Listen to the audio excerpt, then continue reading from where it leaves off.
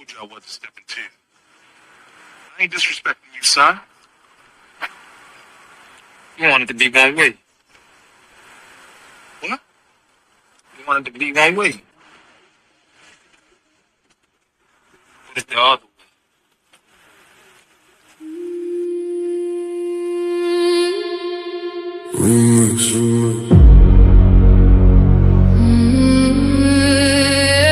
Yeah. Funny how everybody loved debate till the judges say they lost. Funny how everybody claim they want smoke till the scorecards come across. My name is my name. Everybody gangster when the verdict go their way. Taking victory laps, posting on social media all day. But let them catch an L, now the judges all corrupt. Now the rules wasn't fair, now the platform messed up. When you won, it was justice. When you lost, it was rigged. When the spotlight was on you, man, you danced a little jig. Funny how the narrative changes overnight. You a scholar on Monday, by Tuesday ready to fight. Y'all don't want accountability, you want applause. Want championship treatment without championship flaws. See, debate ain't about feelings, it's about evidence, argument, and skill. Sometimes you climb the mountain, sometimes you fall down the hill. You want it to be one way, but it's the other way. but it's the other way. When you win, it's all love. When you lose, it's another day. You want it to be one way, but it's the other way. the same judges you praised last month ain't fair today. You want it to be one way, but it's the other way. the facts don't bend for feelings, no matter what you say. My name, Yeah, my name. the hate got me laughing. It really tell the story. If the platform wasn't working, why they obsessed with my glory? Every week somebody got an opinion to proclaim, but they still tune in faithfully. That's free promotion of the name. Paradigm shift, TV 314 still standing, while critics in the comments keep demanding and demanding. See the infamous perspective, giving viewpoints room to breathe. The black church files digging deeper than was seen. The Kim take over, bringing culture to the floor. The GT perspective, asking questions they ignore. Here you get many choices. Ladies' night, giving divas voices. Different minds, different paths, different truth. Reaching the elders and the youth, but it's the other way. You said the platform needed you, but somehow you still stayed. Yeah, You wanted to be one way, but it's the other way. the show keeps moving forward even after people stray. You wanted to be one way, But it's the other way. the audience decides, not the stories that you made. My name is my I've seen debaters come and go. Some legends, some pretenders. Some became champions, some became contenders. Some accepted losses and came back even stronger. Others spent 6 months complaining and being bitter even longer. Everybody wanna run a platform. Everybody got advice, but very few know the sacrifice, are willing to pay the price. Fight facts, challenge views, give the people real discussion. Not excuses when you lose, or whether they applaud or whether they complain. One thing remains forever. My name is my name.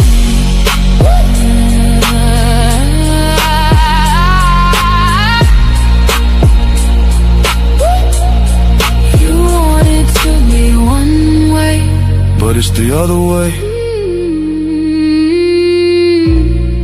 my name is my name.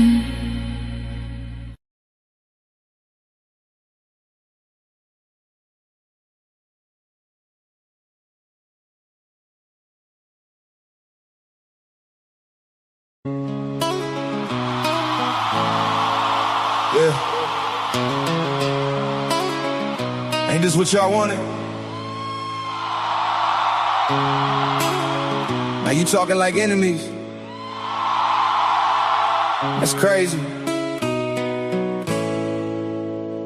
Fake online friends lead to bitter ends. Stop me when I'm not saying what's true. Did not give credit where it was due.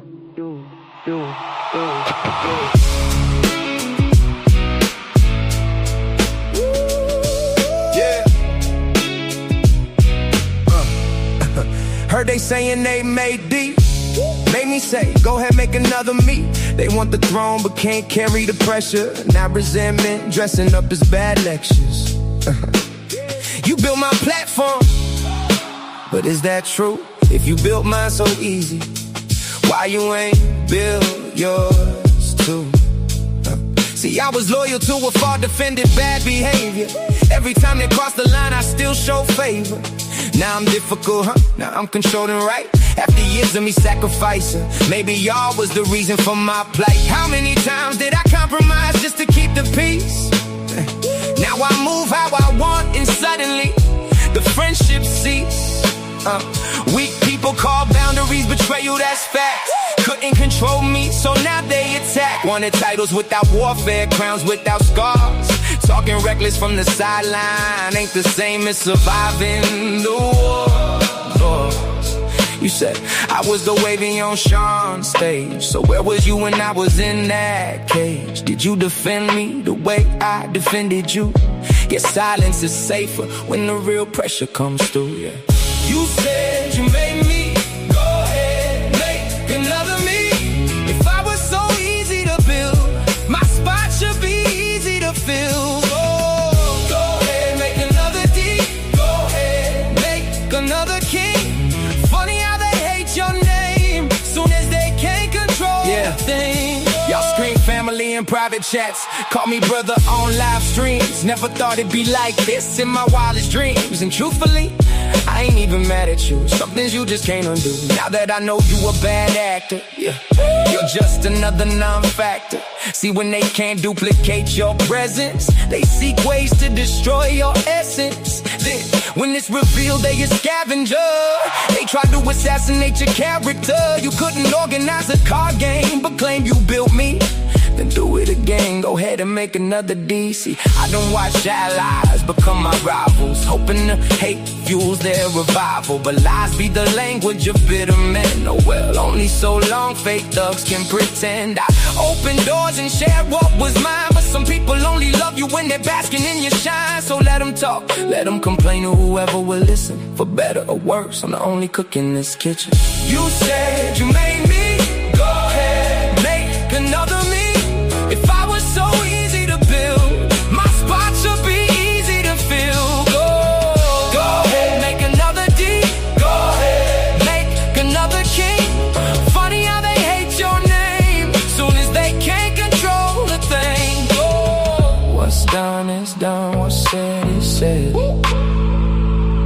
I survived every attack and I'm still not dead. So if you're the reason I became who I am, the way you claim it to be, prove it. Go ahead, make another me. The infamous DMG.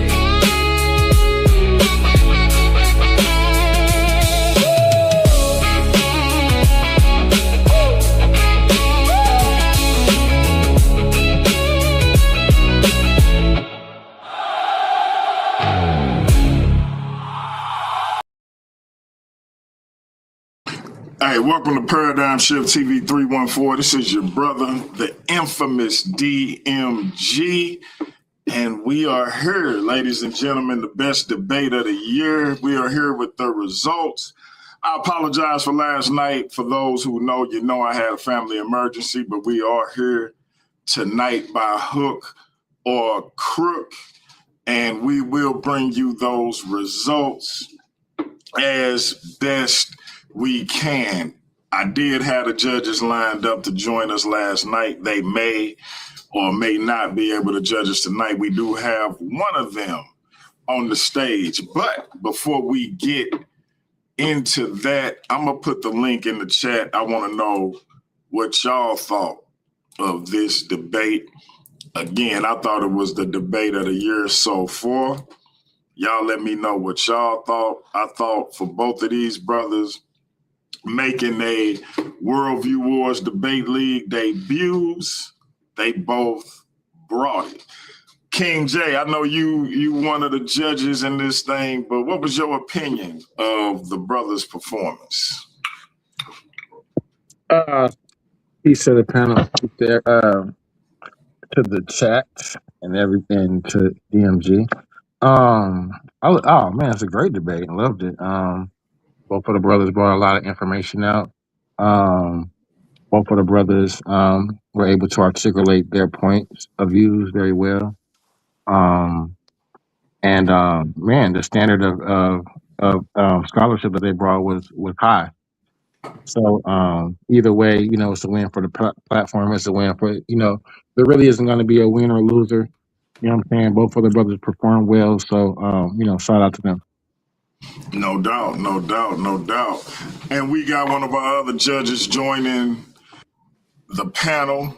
My brother, your brother, the one and only Black Sage, Elder Yara. Elder Yara, what did you think of this debate? I said it was the debate of the year so far in the Worldview Wars Debate League. Hey, peace to the panel, man, to the debaters, to you, DMG, for this platform, this content you're bringing to the people. Man, I want to say to both Nathaniel Hughes and Brother Easy Bandz that this was a great debate. I haven't seen a debate like this in a very long time. And we know there's been some debates that have been hyped up across a lot of platforms in the recent weeks, but I think this one stands toe to toe with those debates. It was sound. It was well thought out and well researched. And both debaters came prepared.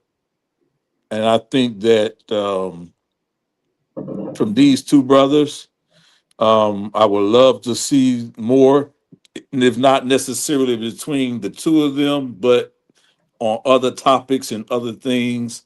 This was a stellar debate. Stellar debate. No doubt. No doubt. Appreciate it. Brother Jose Francis. You scouting the competition, man. What did you think of the debate? From what I saw, it was a very, very good debate. The brothers did what they needed to do. But now, since I see Elder Yara on the platform here, he owes me a debate on something. So here you go. No, I gotta call out Yara. If I don't call out Yara, it's always about you, Jose. Come on, man. We supposed to be talking about the brothers. But I gotta call out Yara because I didn't see him. So I gotta call him out. He can respond later, but I gotta call him out. If I don't call him out now, I ain't gonna get a chance to do it later. So I gotta call him out. What you calling him out on, Jose? Whatever you want to talk about, anything. You don't want to do that, Jose. You think you want to do that, but you don't want to do that. Of course I do. But I'll discuss it with you later. But right now, I agree with DMG. It's about these two brothers, these two debaters. I think that they deserve their well due, and a lot of time, man, because this was a great debate. Yeah, but I had to do that. I think it was a great debate too. I think we need a part 2 to that debate. We definitely need to have another debate on something. We're gonna make up a subject. Hold on. Yeah. And we got one half of the debate of the year in the building. We got Brother Easy Bandz in the building. What's up, my brother? My bad. Just give me a second. Let me pause the other video. Okay. What's going on, y'all? Peace and blessings, man. I appreciate the intro. I appreciate the interest in the debate we had. I want to just thank you all for even being here today, man. So I can't wait to get the results and move on from there, man. See who I got to debate next. Shout out to Brother Yara. Peace, King J on the panel. Yeah, infamous DMG. You already know my brother respects. Shout out to you. And Jose, what's up, man? I see Nathaniel Hughes is in the building too. Shout out to you, my brother. What's up, Easy Bandz? What's up? What's up? What's up? Elder I don't Yara, know who what's to going pick in on, the man? You debate, good? but good luck to both of you. Hey man, I'm blessed, man. I appreciate you, man. Shout out to both of you debaters, man. Peace and blessings to y'all, family. Thank you. Thank you. Great debate. I appreciate y'all work, man. I appreciate the work both of you brothers put in. Thank you, man. Appreciate that, man. Nathaniel Hughes, how you feeling, fam? I'm doing all right. How everybody doing, man? Salam alaikum. Peace to everybody on the panel. Like Peace, my shalom. brother. Peace. Uh, um, How you feel about the debate, Nate? I feel great about it. I think we had a good time. I feel like we had a great debate. No doubt, no doubt. I'm calling it the debate of the year so far, Nice. especially as it pertains to worldview wars. I can't speak for other platforms, obviously. I think Sinetta would have something to say with regards to Jabari and Reggie debate, but as far as worldview wars, I'm saying it's the debate of the year. I think It that's looks like. Oh, go ahead, my brother. I think that's the first time that topic has been debated, huh? I think so. I think so. It definitely was on my platform. I haven't seen it debated in the community, period. Somebody would have to tell me otherwise, but I haven't seen that debated in the community since I've been a part of it. No, I think that was the first time that topic was ever debated. I'm with you on that. I haven't seen it debated before, so I think that's the first time. Yeah. It was that was a great topic, and it was an excellent debate. It don't look like we're gonna have other people jumping up to give their opinions. I wanted to give them an opportunity to give their opinions on the debate, and I was stalling because I do have a judge who had to work tonight. He wasn't sure if I was going live because of what happened last night with my little bro. So I am trying to wait on him to give his decision. Now, we may not need it if these two brothers who we have on are actually in agreement, but in the event we do, I was trying to give him some time to get that in. But I think since nobody else is hitting the link, we're going to go ahead and get right to it. I'm going to start with our esteemed elder, the Black Sage. Let us know, man. Who did you have taking it? Why, et cetera, et cetera? Break it all down for us. Yeah, no doubt. If you want to share your screen, let me know. You know what? I'm having trouble, man. That's why I'm here on my phone, and I sent you sort of my breakdown. So if you could share it, that would be good, because I want the brothers to know that I did thoroughly listen to that debate, and I heard both sides of that debate, and I only judge by the rubric that you sent DMG in regards to Worldview Wars Debate League and how a debate should be judged, right? Just a little bit of a background. Like I've judged a number of debates in this community over the years, and yeah, you can start right there just with that first slide. And this was a great debate, and I think both of the brothers came prepared. And one thing I don't do is try to re-debate the debate as I'm judging the debate, right? So that's never my my take when I'm judging a debate. So if you go to the next slide for me, DMG.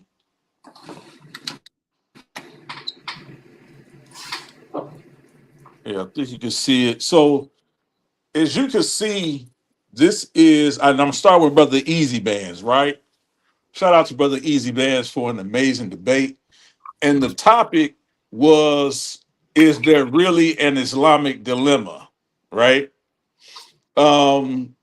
And I do think that with these verses that Easy Bands brought out, I think he held solid to his premise, right? And he showed here in the Arabic script, and he talks about how the uh, uh, teachings of the gospels that we see and read about in the scriptures versus the Injil, they are not one and the same, right?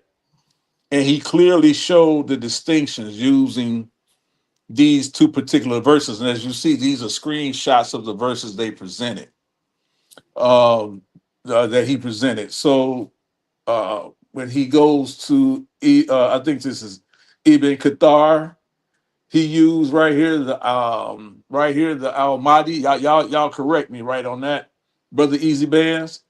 Can you talk a little bit about these two verses in the Quran here that you brought out, Yeah. brother Easy So Bands? thank you. All right. So basically, the premise was that there is an Islamic dilemma. That's what I was arguing, and I brought up these verses to show that in the Quran you find commands from Allah to even Muhammad, which is 1094, as you can see, the one to your right. It says, if you, O Prophet, are in doubt about these stories that we've revealed to you, then ask those who read the scriptures before you. And that term scriptures is actually the book before you, Kitab. I clicked on it while, we were debating and you guys saw it said book. And then the truth has certainly come to you from your Lord. So these are basically confirming that the people that hold the previous scriptures have something that came from Allah and he verified it. And then the next one is saying that we ordained for them in the Torah a life for a life, an eye for an eye, a nose for a nose, an ear for an ear, tooth for a tooth, and for a wound equal retaliation. And that's the one I think you're talking about, where you say you find that it's almost like a copy of what you find in the Torah, right? That's correct. Yeah. So basically, this is also proof that the teachings you find within the Torah were verified by Allah, who claimed that He's the one that gave them, and even paraphrased a verse from out the Torah. So this is just basically confirming that the books that came before, or the scriptures that came before the Quran, were actually legitimized by Allah, right here in the Quran. Yeah, absolutely. And I thought that was a great point to support your opening and your premise. Can you go to the next slide, DMG? We still on brother Easy Bands. Right. Yes. And these are the verses in scripture and Torah that he used to support that. So can you go over these three, DMG? I'm sorry, Easy Bands. You had Yes, sir. more, Yes, but sir. I think these were the pertinent ones for me.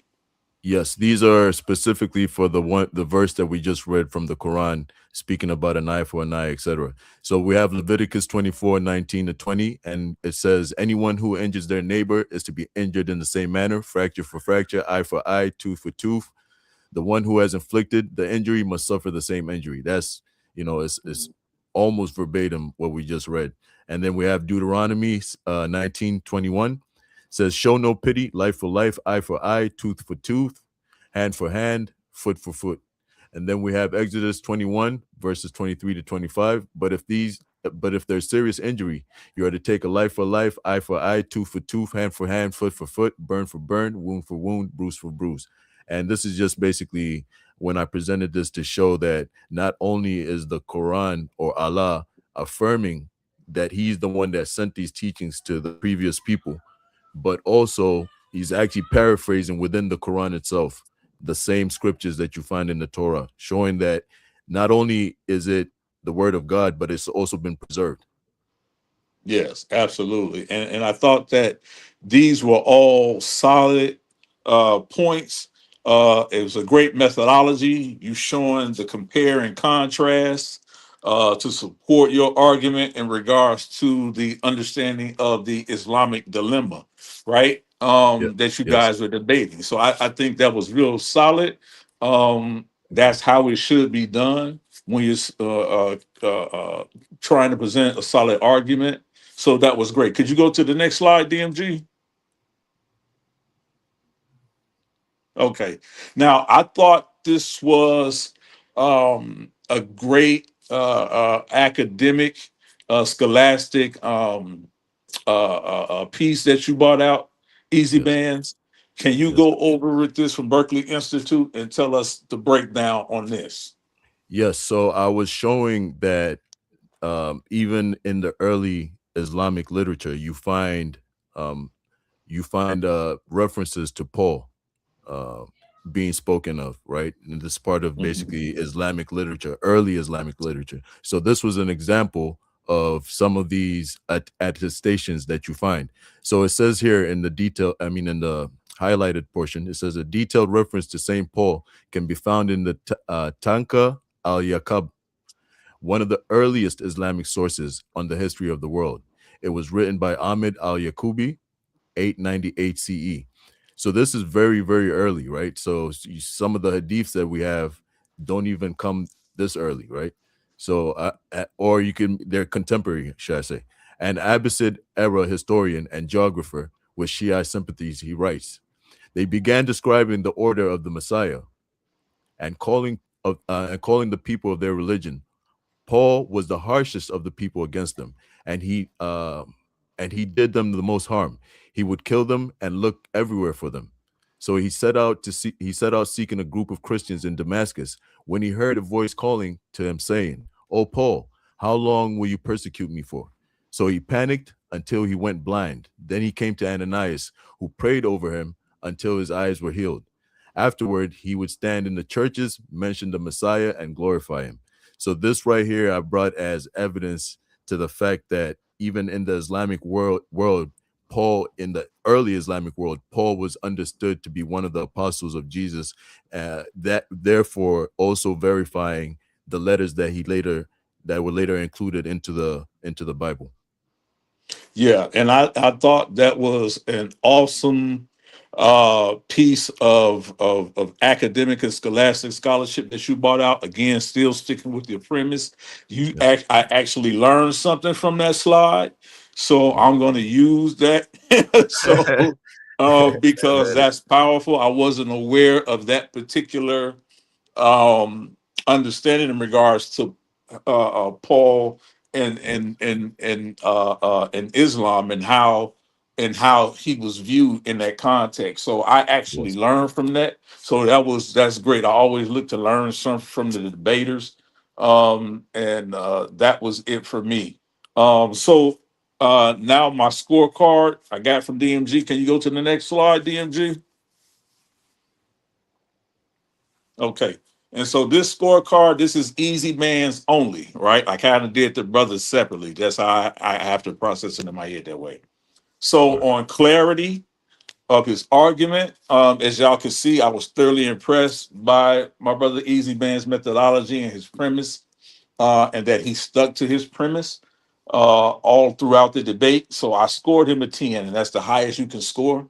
So I gave the brother a 10. For Mm, me, just moving forward, when I judge debates, I rarely give 10s, right. but only on the opening, right? Because for me, that allows me to get in frame of mind of what you're actually want me to see and what you're trying to convey to the audience, not just to the judges, but what you're trying to convey overall. So I gave the brother a 10 on that. Um, and the second one was evidence. According to this rubric, I think I scored the brother an 8. I think that he came with very good evidence, scholastic evidence, as you saw, as well as theological evidence, right, to support his argument. So I think that overall, that was an 8. I would have liked to see him give more, and he actually did, but more scholastic evidence as he did with the Berkeley Institute alongside of the theological evidence. But I gave him a 8. I think that's a high score. So I think he did great on that.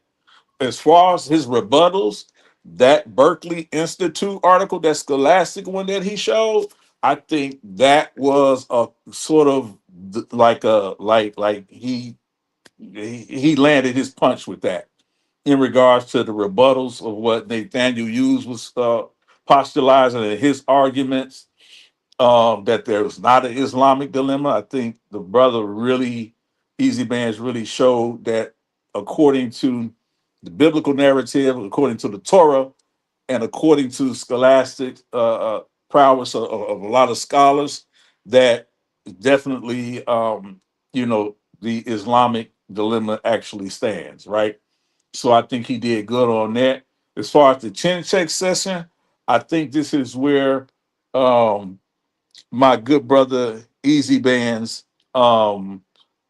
gave up a lot of ground in the chin check session. And it was not based on the questions that he was asking, but it was really based on his energy in a chin check session. I think he lost a lot of ground to Nathaniel Hughes in that chin check session. I don't know if Nathaniel Hughes has been watching the chin check sessions, or he was studying that particular round, but he came through really strong. And I think you'll see in my scoring what that looks like. But then in the overall impact I gave to the brother Easy Bands, I gave him an 8. And so that score total came out to a 39, and based on this rubric, that scores him in a very good range, right? So I think he did an excellent job on his debate. So that was all brother Easy Bands. Now, Thank you. if you can go to the next slide, DMG, or the next two slides, I should say, and go to the next one. Yeah. So this is where um my brother Nathaniel Hughes, peace to you, family. I think that right out the gate, brother Nathaniel Hughes had it in his mind that he wanted to have a scholastic debate, right? And what we rarely see in this community is a scholastic debate from someone who comes from the Islamic paradigm. So I was really impressed with the level of information that he brought scholastically to this debate, to this argument. It gave a different flavor from what I expected coming from someone like from the Islamic paradigm, right? So um, it was really refreshing to see him do that. And so the fight was on, right, with that. And so you see, Brother Nathaniel, if you these two sources on the screen that you have, and I'm gonna tell you what else I liked about it. He used both Christian and Islamic scholars to sort of support, to give us a real rounded view of his argument in regards to the Islamic dilemma. So, Brother Nathaniel, peace to you, fam. Can you just go over what you was trying to get us to understand with these two pieces of information right here? Um, well, when we had our little conversation before, he mentioned Mm-hmm. something about academic debate, and so I had prepared some theological discussion with him, but I thought it would be much better to show uh, that not only do Muslims disagree with the Islamic dilemma, but you have Christians who actually disagree with the Islamic dilemma. And these Mm-hmm. these are not just any Christians. These are Christians who actually study Near Eastern studies. They actually study Islam. They study the Quran, and they have a background. They're well respected. And so what I was basically showing was that scholarship doesn't respect the Islamic dilemma, and Mm-hmm. and they consider it to be anchorism. And as you can see from Dr. Ryan P. Schaffner here, he says it creates a false dichotomy, where you Mm-hmm. create a false choice where either the Bible is 100% false or 100% true. Well, the Quran is not actually saying that. The Quran is actually saying we confirm what is true in the scriptures and we reject what is not true in the scriptures. So there's kind of a false choice being made when you say, oh well, if you say my scriptures are corrupted, then that means the Quran is false. Well, the Quran is not saying the entire Injil and Torah is not corrupted. And so I wanted to drive the point home that Muslims are not the only ones that see that, Mm-hmm. you know, Mm-hmm. and that's why I brought the scholarship that I brought. I covered some verses a little bit, but I wanted to Mm-hmm. mainly stick around what non-Muslim scholars. Most of my sources were non-Muslim scholars. I had a few in there that were Yeah. Muslim, but I wanted to drive the point home that in scholarship, that's not how we view scripture. Well, I'm not gonna say we, but that's not how scholarship views scripture. They don't look at it with a bias or with a preconceived notion, and they want to get to a conclusion, so they add different words, and that's where the anchorism comes into play. Is Mhm. you have to kind of apply modern terminology on a 7th century text, and so that's a lot of what these scholars are saying. Yeah, I appreciate that, man. And I thought that was a great strategy. And it held to your premise in regards to if is there really an Islamic dilemma. I think you showing um, not just Islamic scholars, but other scholars, Christian scholars outside of that, Catholicism, whatever they were, wherever paradigm they come from. I think you did that because what it showed was that you didn't try to come to the debate with the confirmation bias, and I think that's apropos. I think that should be lauded in anybody's debate if they can come to a debate, especially if this caliber, and you're able to remove sort of your confirmation bias by showing other scholars from different backgrounds, different paradigms.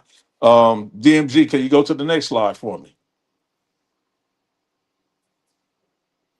Yeah. So as you can see, Brother Nathaniel, he bought a plethora of academic sources, and I thought they were actually very solid sources. So can you tell us about these two sources here? Okay, so yeah, one of them is Dr. Jeremy Butler. He's a researcher who wrote a paper, and he is a Muslim, but he Mm-hmm. actually quotes and goes after David Wood's hypothesis. David Wood is the guy that kind of coined the Islamic dilemma. Which Mm-hmm. I want to say from the outright, I didn't bring this up in the debate, but the Islamic dilemma is actually 1,200 years old. So, Mm-hmm. and you can look it up. It's a guy named George de Belton who actually was the first Christian polemic who used the exact sort of 1094. He changed, some wording in the Syriac translation, and he was spreading it around monks because he was worried about mass conversions in the Abbasid Caliphate at the time. So he was worried about his flock shrinking and getting smaller and smaller. And so he gave some information to these monks. And that's kind of what these people touch on. Jeremy Butler kind of touches on that and says, that they use those type of, semantic gerrymandering to change. And Khalil here, Andani, is saying pretty much the same thing. And he's attesting that the four Gospels are not really considered the Injil, and which I brought out in the debate when I asked the brother, I asked him, does anywhere in the Quran, does Allah Azza wa Jal say the four Gospels are the Injil, right? And so we know that, and I don't think anybody would disagree with this, that the Gospels that are written in the Bible today actually came after Jesus. So the Quran says the Injil is something that's given to Jesus. So it wouldn't have came after him. It would have been something that he had with him or something that he was teaching. And so Dr. Khalil is actually saying that here. And he actually had a debate. I think it was with Sam Shamoon, who was another Mm-hmm. one who pushes the Islamic dilemma. He actually had a debate with him. He also had a X or a tweet, but I didn't feel like a tweet would be appropriate for the setting that we were on, so I didn't use it. But he actually answers the Islamic dilemma quite well, and that, like I was saying, that's a part of the wordplay, is that the Quran says that the Injil is something that's given to the Prophet Jesus, and Sam Shimon and David Wood and others who preach the Islamic dilemma, you'll notice that they immediately shift from the word Injil to the Bible. And the fact is, the Bible is not mentioned in the Quran. So it only mentions the Torah and the Injil, right? And like I said, the Injil is a revelation given directly to Jesus. And so that's what Dr. Khalil and Donnie here is pointing out. Yeah, no doubt. And I think the source of information that you brought out in regards to that actually is dead spot on with your methodology and your premise as well. So that's why I say I think both of these brothers did an amazing job Thank you. presenting their information and supporting their argument with the information they brought out. And so I was thoroughly impressed with that. So can you go to the next slide, DMG? That's my scorecard for this brother. So again, like I said, I really give tens, but I think when your methodology and your premise is correct, I think both the brothers scored tens with me. In evidence, both the brothers scored an eight. I think, as you've seen, the evidence that they brought forth was second to none in regards to the methodology. In regards to the rebuttal, I scored the brother a six. I think that his rebuttals to um, Easy Bands when he was bringing out the scriptures was the Torah, and the contradictions in it was not as strong as his other arguments. So I sort of gave it that edge in the rebuttals to Easy Bands in that regards. Um, and so in the chin check session, I gave the brother a nine, and I scored brother Easy Bands a six. And I think that's where I saw the separation in this debate, because it was, for me, it was neck and neck, to be honest. And at the chin check session, I think it started at about an hour and 20 minutes. I think it started way around there, if I'm not mistaken. And then it lasted 12 minutes. So that went to for Easy Bands for an hour and 32 minutes. And then the other brother picked up after that another 12 minutes. So I think for that 24-minute span of both chin check rounds, I feel like the brother Nathaniel Hughes sort of commanded about 17 minutes of those rounds, both those rounds, right? Out of the 24 minutes total. So for me, he dominated those rounds from answering the questions. Now, it wasn't necessarily about whether or not I agreed with his answers or his responses, either ones. I think his just command of the rounds overall. Because at one point, DMG comes in and he has to sort of remind our good brother Easy Bear, say, hey, look, if you need a timeout, you got to use your timeout. And then he started giving us some examples of our brothers, Steve Calabaris, I think his name is, or Silky D, whoever he is. I'm saying, hey, look, he's the best at using his time in these rounds. And I think Nathaniel use his time management in answering Easy Bands and then questioning Easy Bands in the chin check sessions in both rounds between the two brothers. I think he got the best of both those rounds. And then the overall impact, like I said, I scored both the brothers an eight overall. So I think they were like even with me with the information that they bought, right? Like I said, I don't try to re-debate the debaters, right? When I'm looking at the debates, I'm just looking at, did he was there an argument presented, and is there a counter argument? What's the rebuttal being made? And so as I looked in that, I seen that. So if you tally it up, I scored the brother 41 out of 50. That puts him in the excellent range, which I think is appropriate as well. So if you go to the next slide, DMG.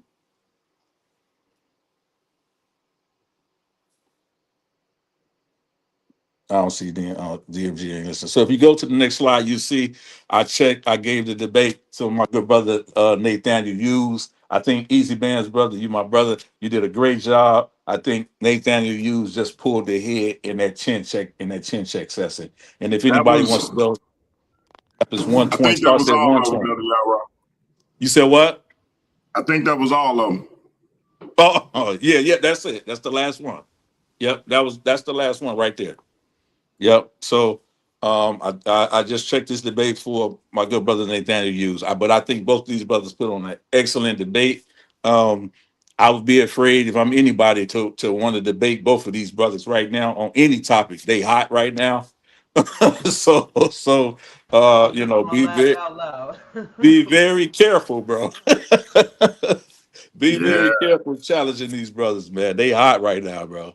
They hot. This is my Respect, first man. time hearing Respect. Nathaniel Hughes. Man, I think you did an excellent job, bro. I like better than some debaters I've been hearing for years. I'm gonna be honest with you. Oh, thank you, Easy brother. Bands, there's not enough to be said, bro. I think he's scorching the whole entire community right now.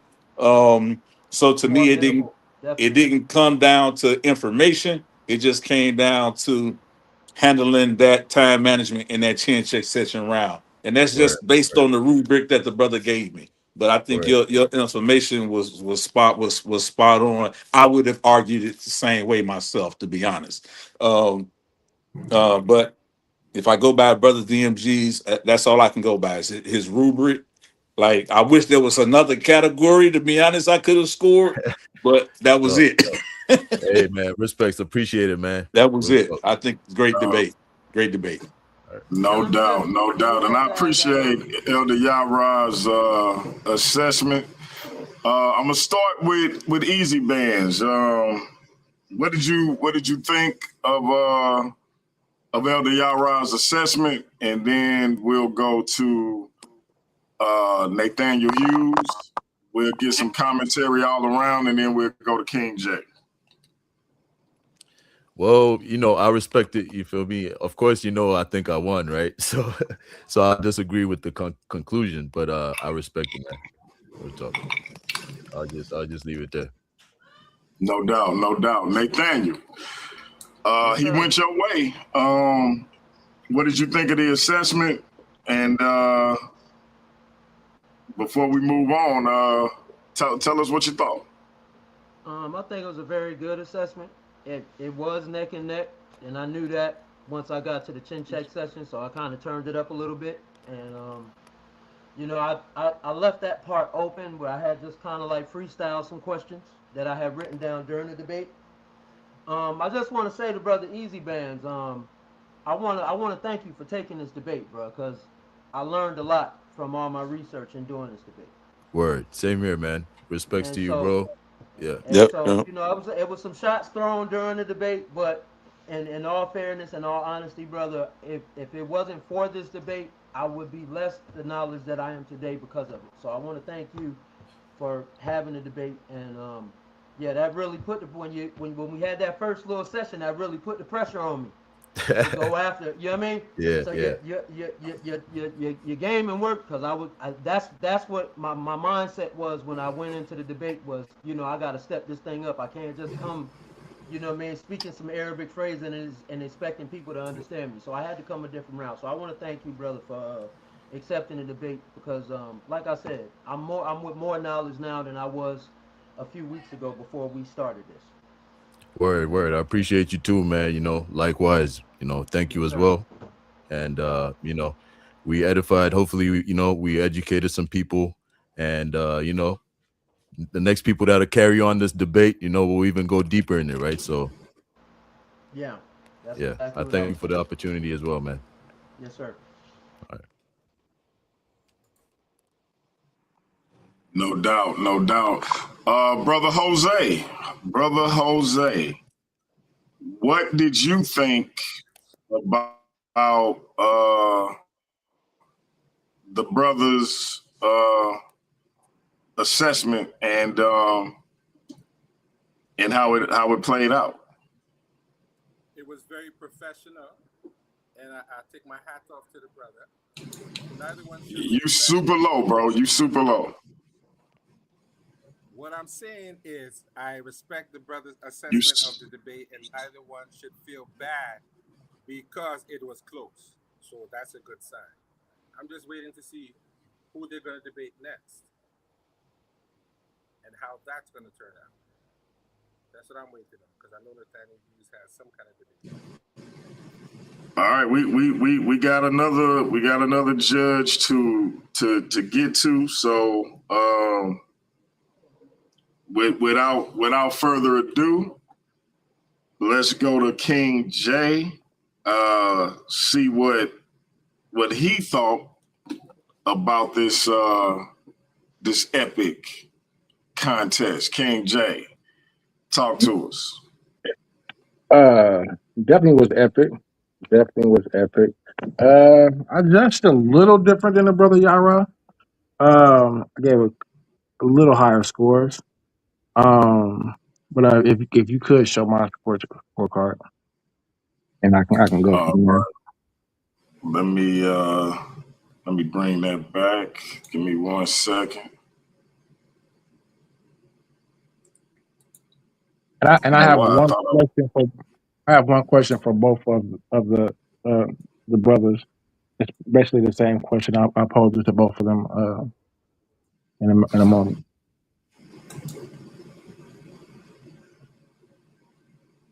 Here we go. All right. So as far as clarity is concerned, um, for the 10-9, uh, 10-9 to the negative. I think as far as clarity was concerned, both of the brothers articulated their arguments pretty well. The brother Easy Bands took the affirmative, of course, and I think he argued. For my notes, I'm looking at it from the debate that he argued more of a theological approach and more of a theological perspective to his arguments. He used Matthew 6 and 9. He used Romans 8 and 15, and a couple more biblical texts. So I think his argument was pretty clear. I think the brothers Nathaniel Hughes' argument was more of an academic argument, and so it was easy to follow as well. I think it was maybe just a tad bit easier. So I gave it the clarity round to edged it to the negative 10-9. Evidence. I gave that 10. Is that a 10-9 round as well, or 10-8? A 10-8 negative to the 10. I scored the positive of 8 in that round. I think it's just, even though he argued a theological round perspective, he was able to show text. Like I say, he used Matthew 6, he used Romans 8, and a few other biblical texts to support his argument. I gave him an 8. I think the brother Nathaniel had a more of an academic argument and was able to use more sources. He used Ryan Schaefer. He used Dr. Nikolai. So I think he had a lot of different, more academic sources, and I asked him that round as well. When we go to the rebuttal round, to me, this is where I actually had Easy Bands losing up until this point. The rebuttal round, I feel, is where Easy Band actually gained ground. So I gave that round to Easy Bands 10-8.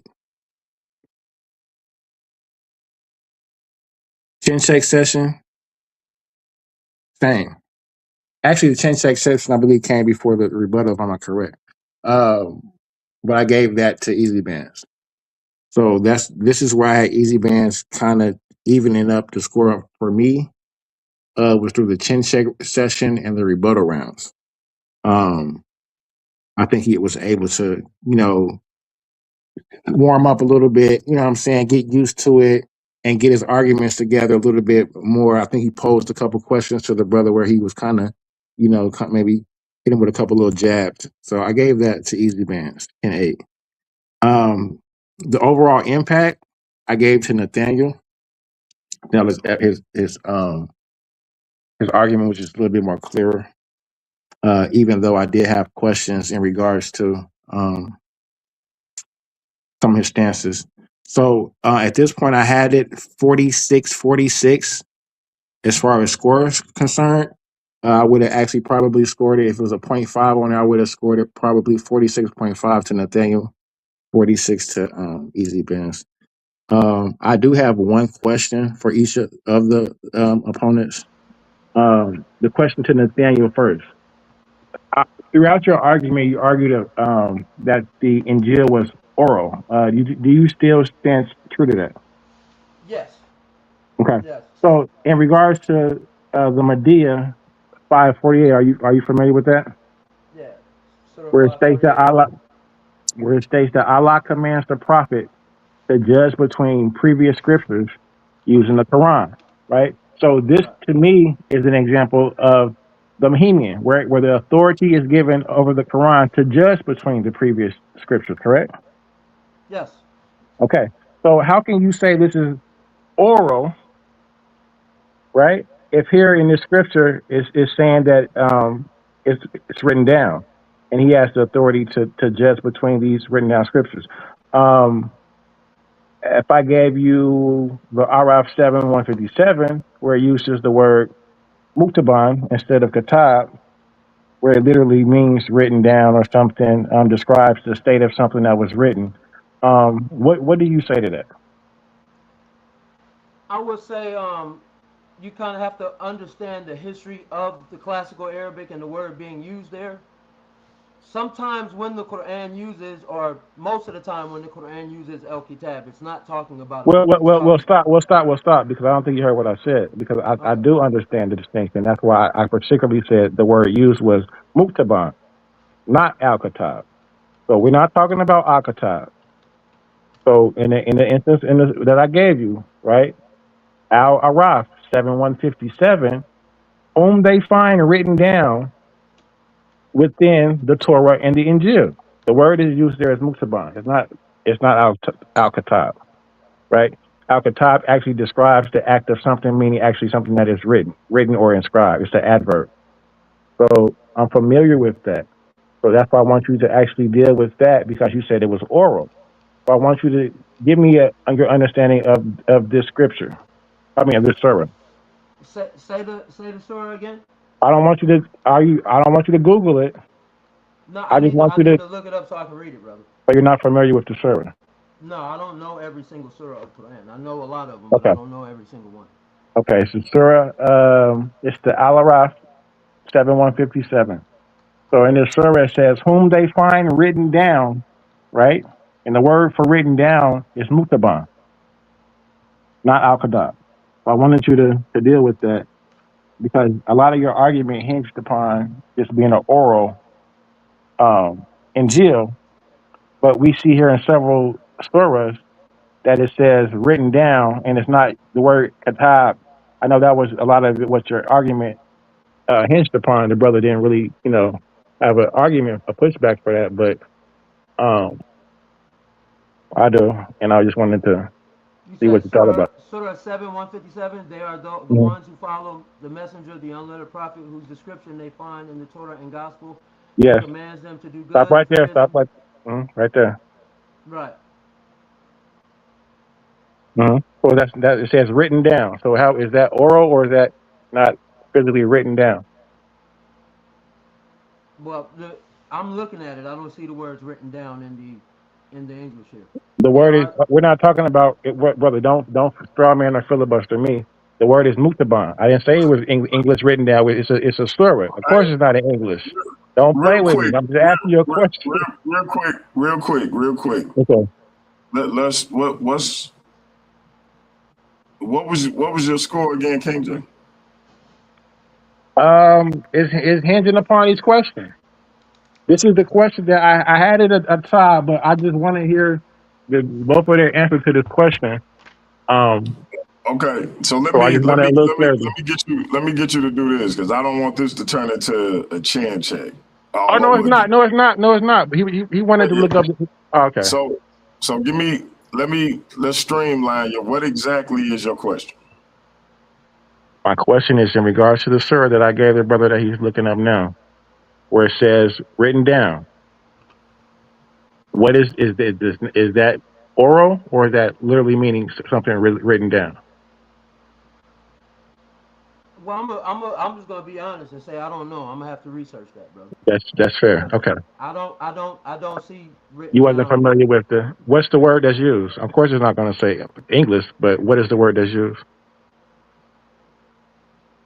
Mutaban. Okay. Muktaba. Yeah, mutaban. Right. So that means something that is inscribed, right? Written, inscribed.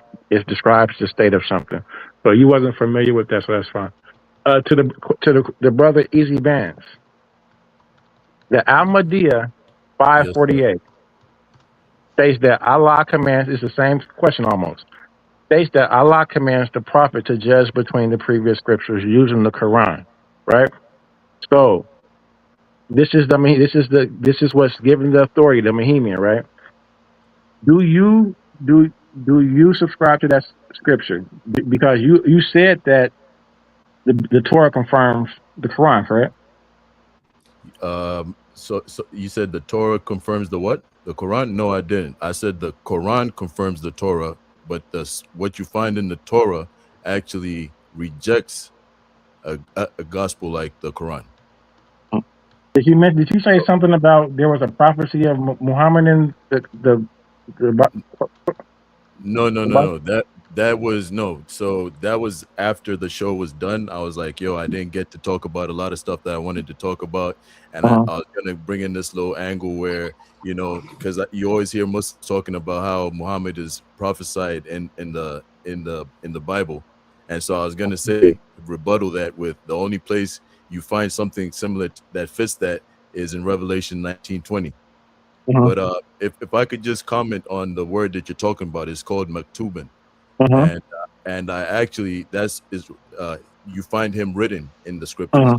Uh-huh. and I actually even on the same day within the debate, I actually rebutted that.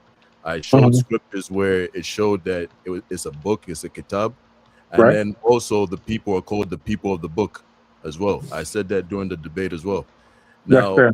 Now, now, so the, now, to get to your question, you said that it's a Muhammad, right? yeah. That the Quran is sort of a Muhammad. So For this, for now, this, for this particular surah, the Al-Mahdi 548, so it states that it gives Allah is giving the prophet the right to judge between these scriptures, that for the previous scriptures, which would be the Torah. So, 548.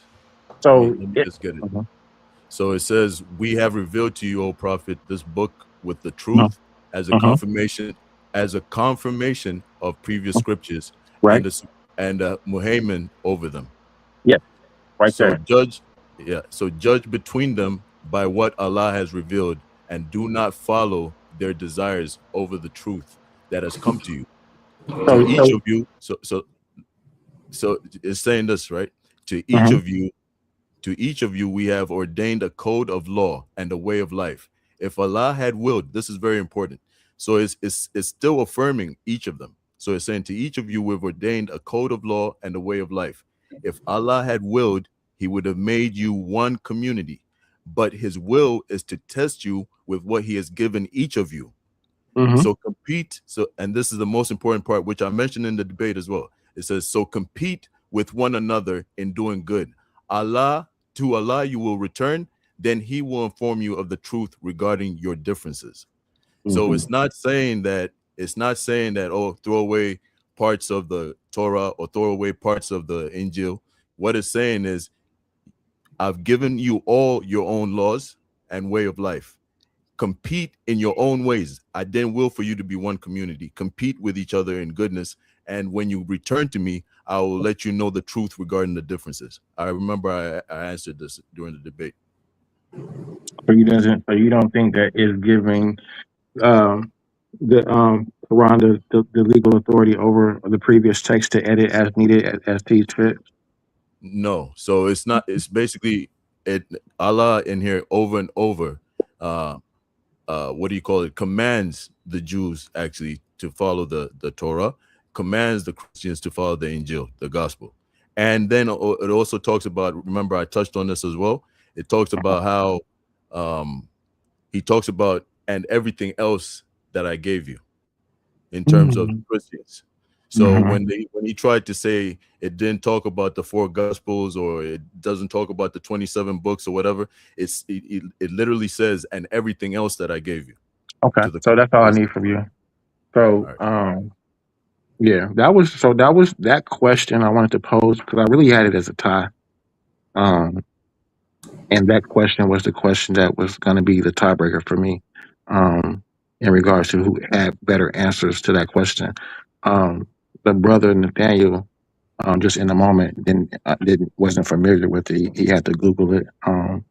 So it may have hindered his argument in regards to suggesting that the Injil was something that was oral. I think that Easy Band won that argument. I would give it to Easy Band. All right. So King J gives it to Easy Bands. Elder Yara gives it to Nathaniel Hughes. And our alternate judge is unavailable. Now that is, I'm not blaming our alternate because again, I had a scheduling situation last night, and they are at work.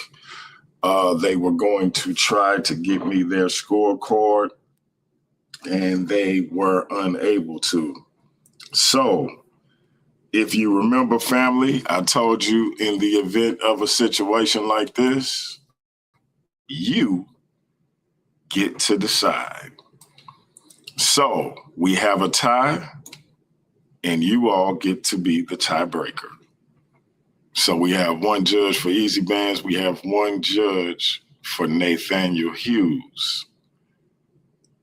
Cast your vote so we can see who will officially get their first win in the Worldview Wars Debate League. We knew this was going to be a close one. It was an epic debate. I'm again saying it was the debate of the year. The poll is in the chat. Cast your vote. Hey, King J, I want you to take a look at the screen because sometimes wishes come true. Mm-hmm. Yeah. So you I see was that? So because it was so close, JJ. I had it as a tie, and I had this question written down, and I said that this was a question that whoever answered this question and gave the best clarity on it, I was going to edge it to him, and I think Easy Bands did that. The brother Nathaniel wasn't familiar with this server, um, and that particular word mutaban. His argument hinged upon al-Kitab a lot in regards to oral and giving a theological different answer. I mean, linguistic answer definition to al-Kitab. So I gave it to the Easy Pants. and I think though, this was, I mean, I could easily leave this as a draw. I mean, I feel like this debate was that epic. I don't think the brothers would be satisfied with that. But I would not feel at all a way about leaving this thing as a draw. A thousand pardons, DMG, and leave it as a draw and have the rematch. Was that your echo? Was that you echoing? I think it's probably JJ echoing. But I think the people deserve. That's why I think. I think that's a good decision. I think the people deserve. Yeah, JJ, you echoing, bro. If you watching YouTube, since the third judge is not here. Since the third judge is not here, leave it in the draw. JJ, if you watching YouTube in the background, mute that. JJ, if you watching YouTube in the background, mute that. No, it's not me. You got an echo. Nah, that's definitely you. Yeah, it was. But yeah, I think that it was that they deserve a winner. But I think that it should be in the hands of the audience at this point. Yeah, let me go to Nate Hughes and get the brother's sentiments on King J's assessment, and then we're gonna go to Easy Bandz. That was a good question, and it's going to cause me to go in and have to do some more looking and studying. So I appreciate the question, brother. I will. I think. No doubt. Yeah, that it's just a good question. I appreciate it, and that's love. So you do see how if I had it as a tie, you see how I possibly could have edged it. That was my type of okay. Right. I just want to say that in the word maktubin is used in other places, and it doesn't mean a book. So it can mean like I was telling you. It has the root word kataba in it as well. Right. So right. I'm looking at it here. So it can mean written, recorded, inscribed, prescribed, decreed, or ordained. Yeah. I'm not suggesting that it means book in that sentence. I'm suggesting that it meant written down. So I Right. was when you're saying oral, I wanted you to kind of distinguish, elaborate a little bit more about what that would have actually mean in that regard. Okay. Well, yeah, If I that was a could, good, great question, brother.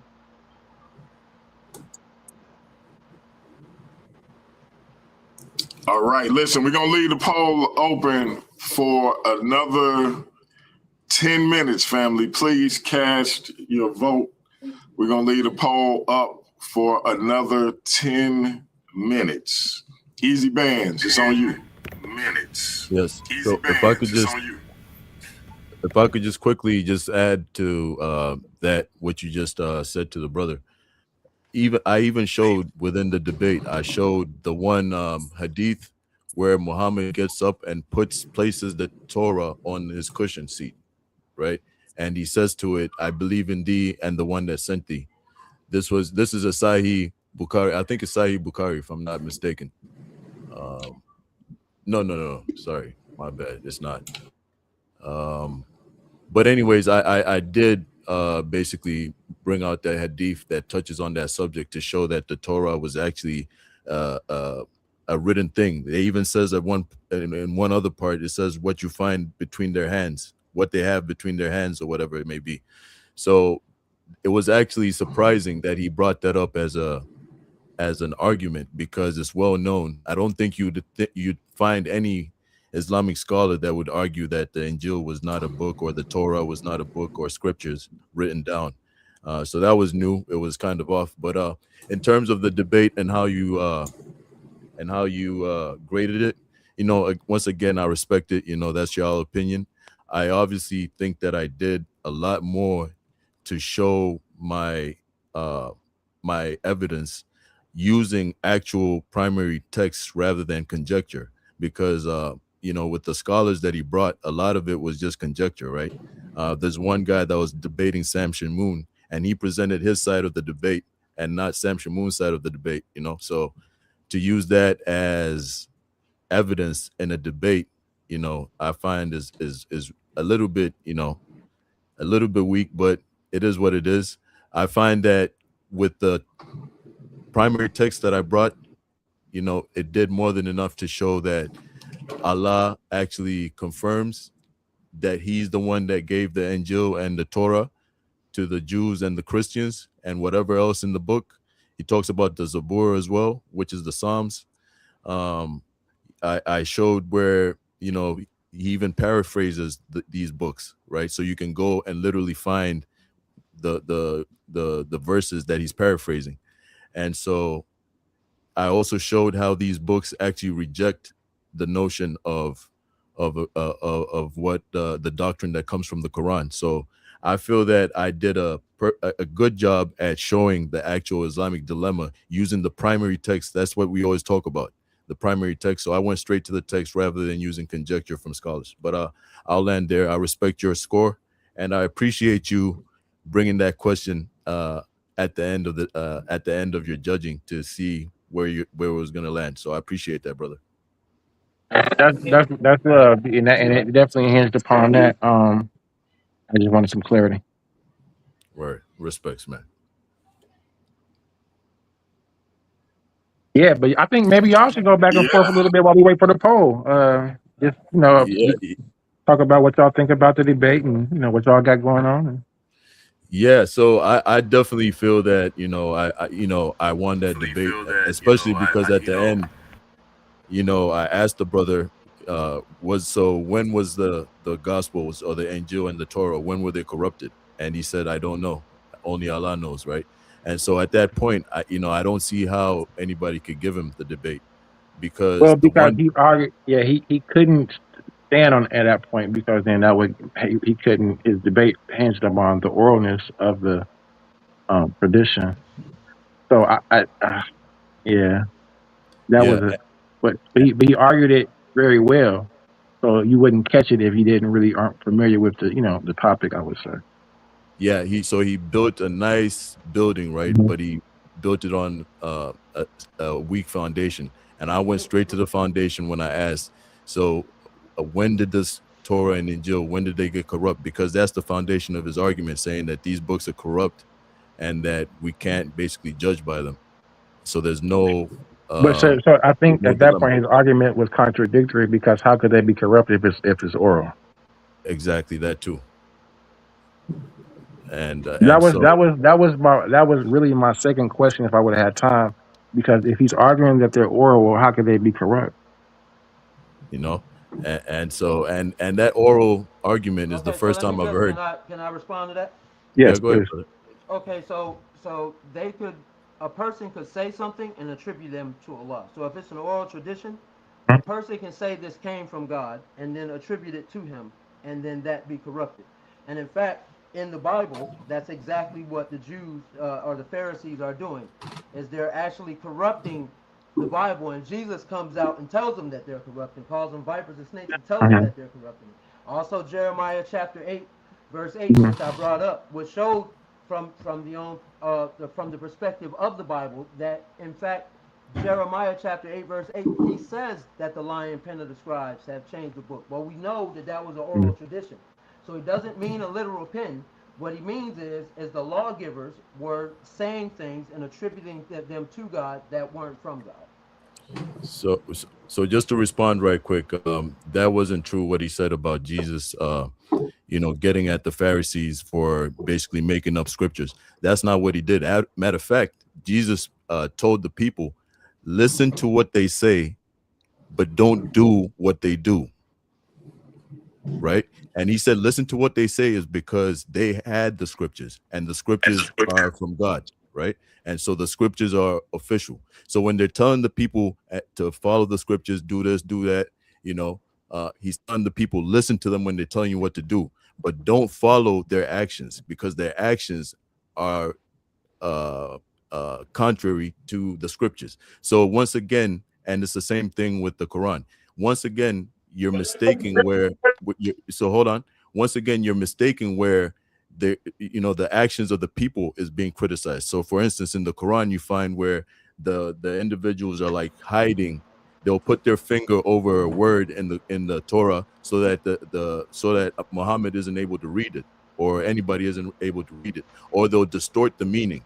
And so that's what's being said. It never says, I even asked you several times, show me where it says in the Quran where the Injil or the Torah have been corrupted verbatim. You weren't able to say that. All you could say is, show me parts where it's talking about how the meanings of these scriptures are being distorted by individuals. Okay, so let me respond. Mark chapter 7, verse 6 through 13, Jesus says, thus you nullify the word of God by your tradition that you have handed down. His criticism is that their tradition effectively overrides God's commandments. So their Talmud that they're using, that was separate from the revelation that was given to Moses, they were actively using that to override what God had sent. And they No, were so preaching. what is Mark what? I'm Mark chapter 7, verse 6 through 13.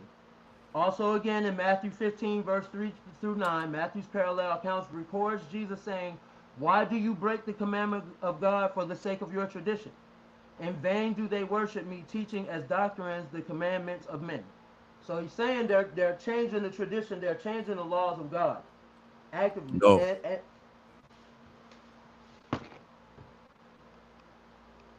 again, Matthew 5, So, chapter 17, verse 20. Do not think that I have come to abolish the law. I have not come to abolish them, but to fulfill them. He then calls for righteousness that exceeds that of the scribes and Pharisees, implying they have failed to uphold the law properly. So this is basically what I'm saying, how he's taking these verses out of context. He's not saying that these scriptures or they're changing the scriptures. That's not what he's doing. Never in no part that he just read. I know it sounded good and he's a good orator, but nothing he So, read, it said, hold on, nothing he go read ahead. said that the people are changing the scriptures, changing the Torah or anything like that. So let me just read you Mark 7, 6-7. He replied, Isaiah was right when he prophesied about you hypocrites, as it is written. Okay, as it is written. These people honor me with their lips, but their hearts are far from me. They worship me in vain. Their teachings are merely human rules. So he's talking about the hearts of the people, their actions, right?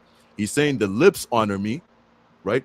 They're reading the scriptures of what's written, etc. They're following the Torah, etc. right? The lips are doing that, but their hearts, their actions are contrary to what the scriptures are teaching. That is what Jesus is chastising them about. He never ever says anywhere that they have changed the scriptures, like they've Okay, corrupted the scriptures. so how do you reconcile that with Jeremiah chapter 8, verse 8? Jeremiah 8 verse 8 as well never ever says that they have changed the scriptures. What that says is a bunch of people are going around making other books and saying that they come from God. It's not saying that they're taking the hold on. They're not saying books. Other scriptures. So when he says the lion pen of the scribes, what does that mean? Yeah, that's what he's talking about. He's not talking about the actual. He's not talking about the actual Torah. Or there's no prophet that talks about the word of God, the scriptures, and says that they've been corrupted. You won't find that at all. You just find examples like the one that you just brought up of actual individuals going out and trying to write scriptures and claim that they're from God. And that's evident. We got tons of apocrypha and so on and so forth. Okay, so it doesn't mean the lion pen of the scribes refers to the teachers and leaders who use their position to twist God's words and create false interpretations? But that's what it's talking about. It's not. So hold on. So hold on. Hold on. Hold on. Precisely my point. I believe that the Torah is an oral tradition. All right. Real quick. Let's do this. Easy Bandz. Finish your thought, and then we're gonna go to Nate and get him, and so that way y'all both have equal time. Yeah. So nowhere there, even what he just read out just now, right? Nowhere there does it say that the scriptures themselves, the Torah, the Psalms, the prophets, any of that has been corrupted. What it's talking about is people in power or people that want to gain power going out writing their own scriptures and claiming that they come from God, or either that or reinterpreting the scriptures as they are and then bringing a different meaning to it, distorting it, and then preaching that different gospel. That's what it's talking about there. It's not saying the scriptures or the prophets have been corrupted at all. All right, let's let Nate respond. Okay, so what it's saying that they were creating false interpretations of the scriptures. So my argument is that this is an oral tradition, and that they're actually misrepresenting that with their own mouths. So hold on. So I'm not arguing that they're actually writing things in the book, right? And to the brother King J's point, right? How could they be if I'm saying it's an oral tradition and history is saying there's an oral tradition? There are no books, right? So in Jeremiah's time, they're not walking around with a bunch of books, are they?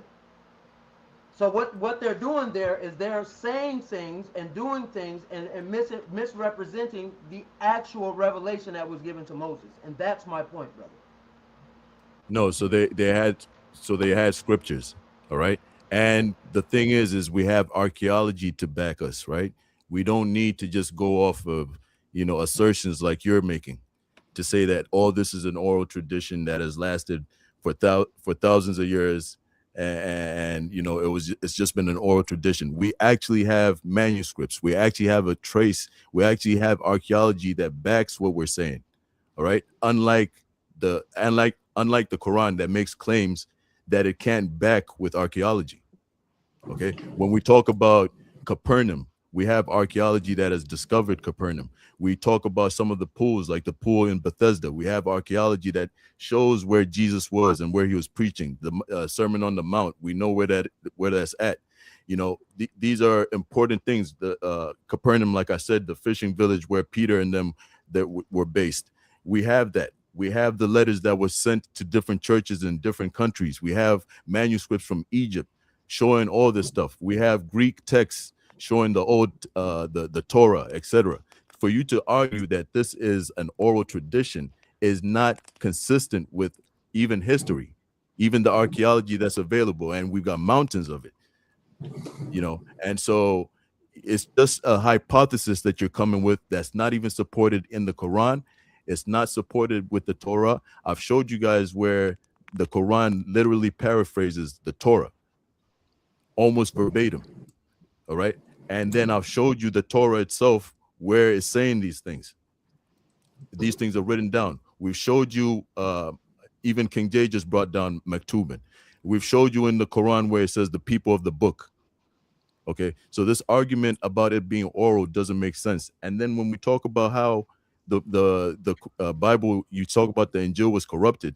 I asked you, when was it corrupted? You said, I don't know.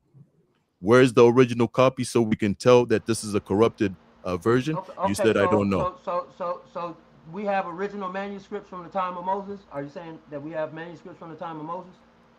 No, Which would have but been we the have. Torah that, hold on. Which would have been the Torah that Jeremiah was talking about?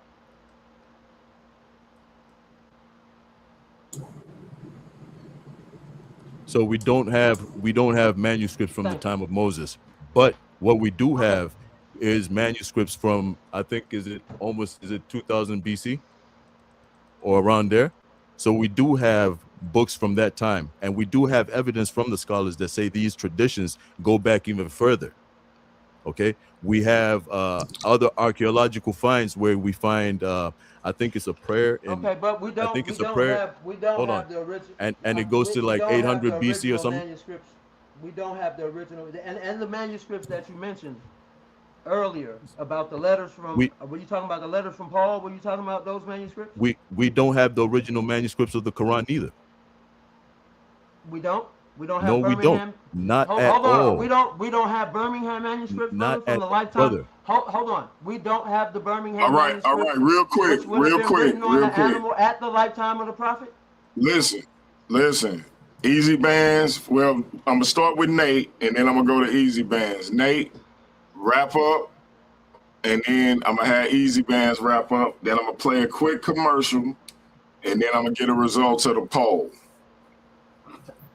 Okay, so It's on you, Nate. we have Birmingham manuscripts from which would have been written on the skins of an animal, which would have been alive within 10 years of the death of the Prophet Muhammad sallallahu. And they're a 100% match to the Quran we have today. So when you say we don't have manuscripts from the Quran, are you sure? Are you just saying something you don't know, or you know what I mean? Can I respond? Yes, sir. Please respond. Okay. So no, we don't have the original manuscripts. We don't even have the authors that wrote the original manuscripts. As we all know, the Quran didn't come down as one book. So and the funny thing is, the Quran itself, it calls itself a book, right? But we know that it didn't come down as one book. It came down in verses, okay? And these verses were written down by scribes on parchments, on skins, on leaves, on all types of, even rocks. Some of them were just memorized orally. What happened is that after Muhammad passed, there were different Qurans going around, and so Uthman decided to collect all these Qurans, all these different manuscripts that were going around, right, and burn all of them, and pick one standard one. Right. Okay. So Hold on. I'm not done. I'll let you speak. I'll let you speak. I'll let you speak. So let me speak, bro.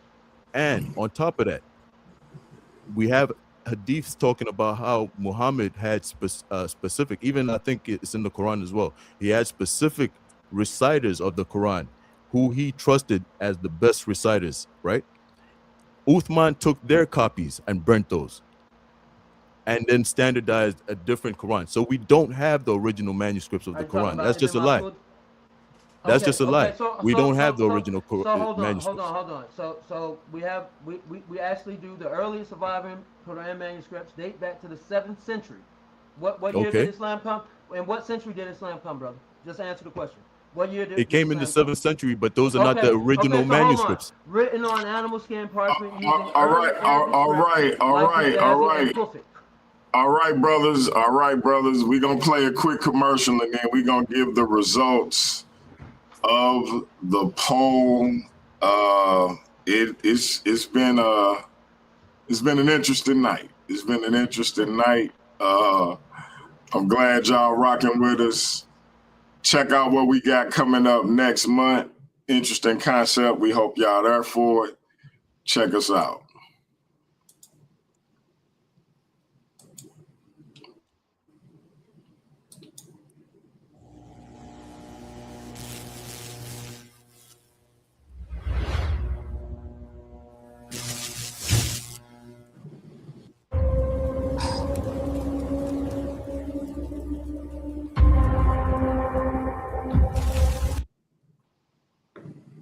There can be only one.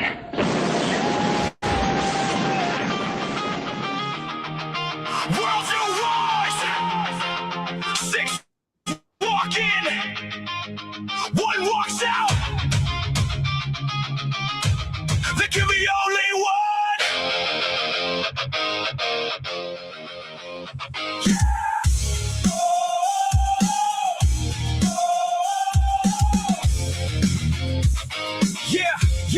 Yeah. 6 minds ready, 6 hearts collide. No place to run, nowhere to hide. 3-minute rounds, every second counts. Truth gets tested when the pressure mounts.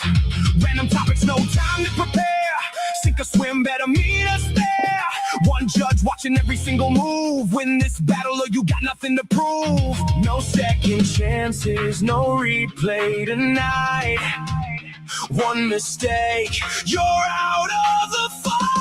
There can be only one. Stand your ground until it's done. One by one they fade away. Only one survives the day.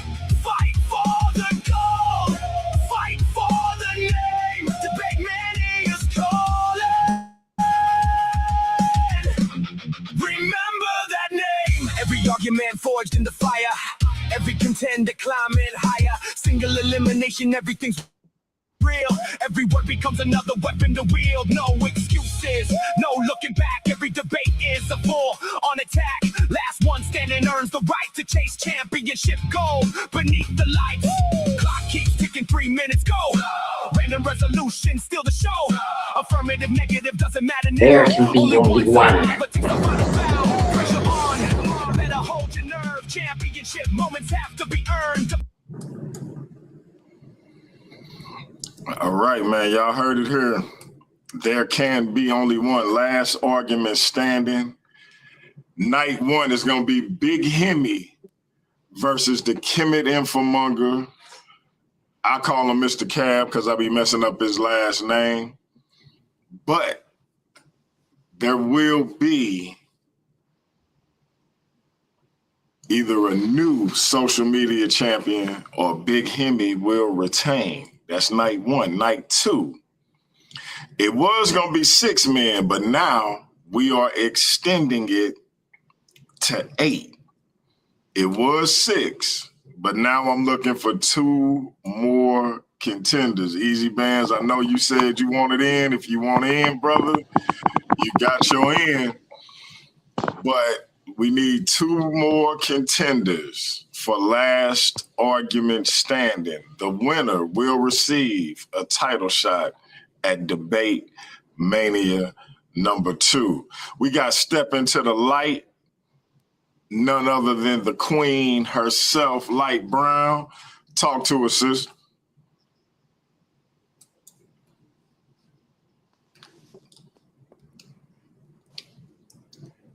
Can you hear us?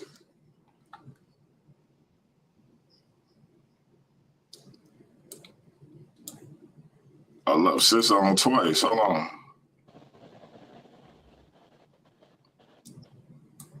All right, sis, we got you up here twice. I don't know why. All right, what did you think of the debate? First, I want to say hi, fellas. Yeah, it was really a close debate for me, so I choose not to say who I think won. Really? Nah, No, sis, I'm I not letting said you off the hook. I'm not letting you off the hook. Who do you have in the debate? I can't say. I'm being honest, and I told you that yesterday that I wouldn't even if I had to judge this debate, I wouldn't even knew how to do it. To be honest, I think both brothers put on an excellent performance, and like I said, this is like one of the best debates that I've seen so far here. Yeah, but I don't know. I don't know. To be honest, I don't know. And I guess the judges didn't know either, right? Yeah, this was one for the books, and I think y'all gonna see what I mean in a minute. I'm interested in what the polls say. I can't see the poll from my phone, so I'm like, okay, it's one. We got it 1-1, and I'm interested. Well, nah, never mind, Yara. I'm interested if Yara was swayed any by hearing any of the arguments afterwards. But in a way, you're. Never mind. I don't want to say it until after we see the poll.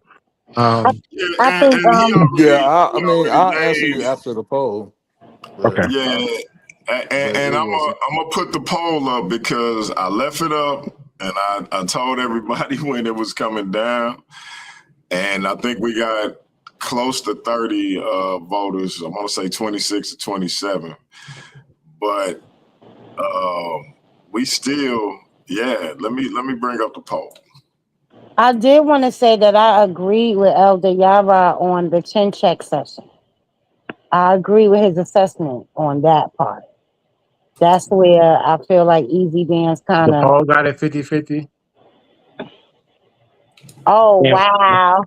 And I gave it to Easy Bands. Yara Right, gave it to Nathaniel. The poll That's a got it draw. 50-50. It's a draw right. all the way through. I don't know how you call that, but Yeah, that's a yeah, draw. I gotta make it a draw, and I'm like, I feel horrible because I I don't want it. really. I don't feel like it should be a draw. I feel like you should make that. Oh, no, somebody well, needs to well, break this tie. I Somebody needs to break this tie. well. If it ain't JJ maybe or somebody. To me, it's just a testament of the brothers' skills, both of the brothers' skills. I mean, Yeah, yeah. I think I agree with the sister. I think that Leave it like this. this is the best assessment and honesty, because here's what's always said, and you said in your song, in your opening song. Hmm. People always blame the judging about how it's not fair when mhm. they lose, or and even when they, you know what I'm saying, even when, and even with other people when they win, they still be like, nah, he won and the judging ain't fair. This is a testament to that, because the debate was, it was really of 50-50, 49. This was like one of them, if you had a photo finish in a race, Yeah. this would be it, right? Yeah. And You I see, don't huh? believe in debate, to King James point, I don't believe in debating debaters debates. You Hmm. see what I'm saying? Like, I Hmm. can add my own to it Hmm. as I'm judging, and I feel like I would beat Nathaniel up. Right. And see, But that's how it kind of when I asked him that point, but I couldn't. I don't think yeah, that but Easy Man argued that point in the yeah, debate. but that's Very well not, but see, even still, it's not fair to him, to him. Yep. because of, if he bought information Yep. and the other brother bought information, He defended like, his I feel argument. like I don't get to interject myself Nope. into the information they bought. Not at all. Yep. And You see, that's what I did. so even if I had questions, I wouldn't pose them to them. That's why I All say right. I stick to the brother's rubric. So let Hmm. me ask Nate and Easy Man. So we have one judge who couldn't be a part of the show because of their work schedule. They would have been on the show last night, but of course, y'all know I had a family emergency. Do y'all want to wait on that judge's assessment, or do y'all want to take the draw?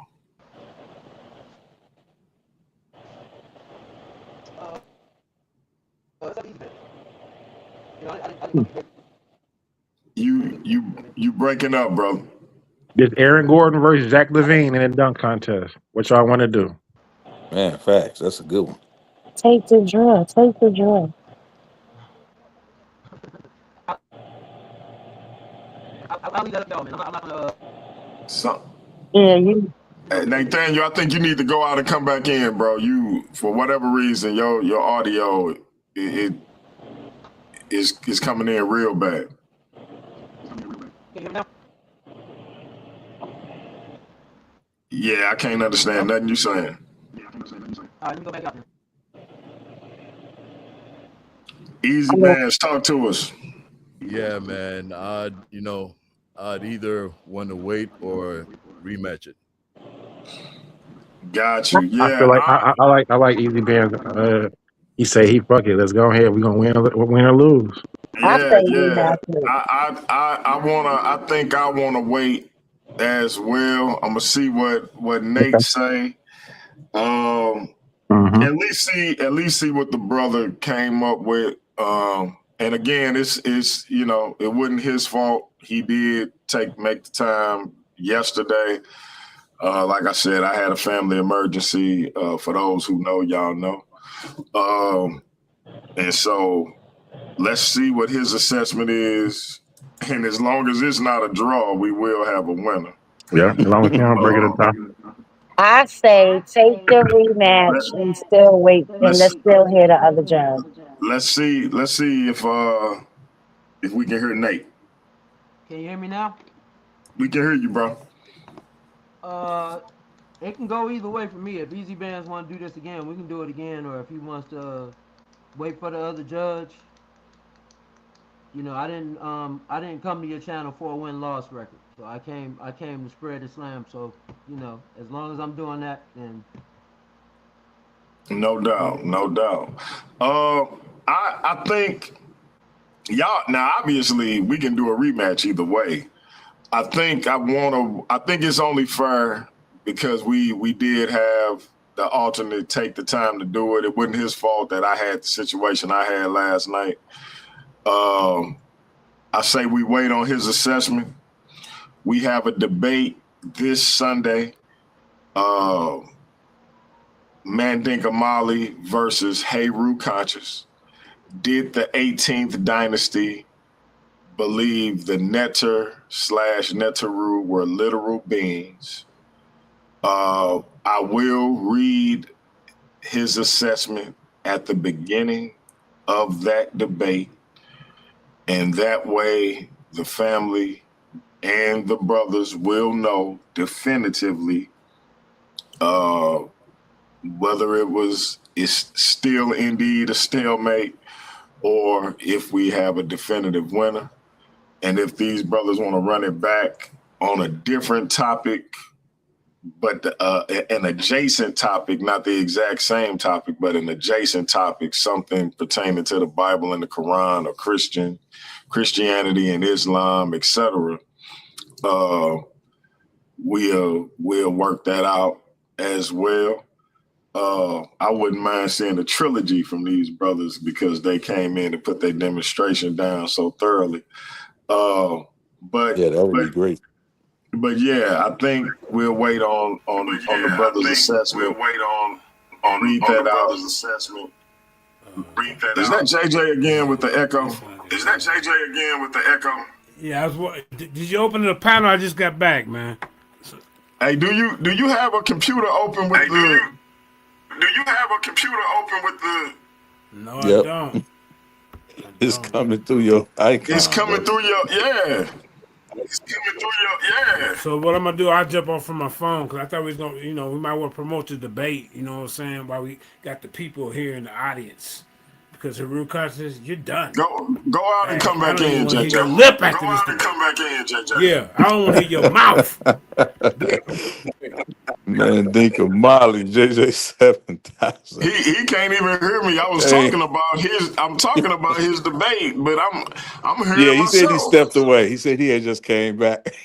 I'm hearing myself whenever he on mute. This is crazy. But yeah, I'm gonna get the brothers' assessment, the alternate judge, and then I'll read it at the top of Heru and JJ's debate on Sunday.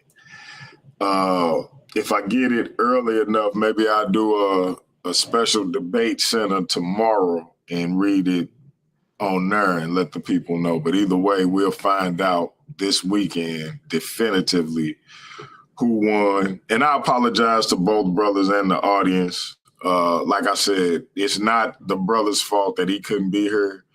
He was going to be present last night, and I had that situation. And so that was what it was. Unfortunately, It wasn't a unanimous decision, and the alternate did come into play. We tried to move past the alternate and let the audience be the deciding factor, and they said they couldn't decide because they had it. 26 people had it at 50%. I don't even know how that's crazy. That's So honesty, though.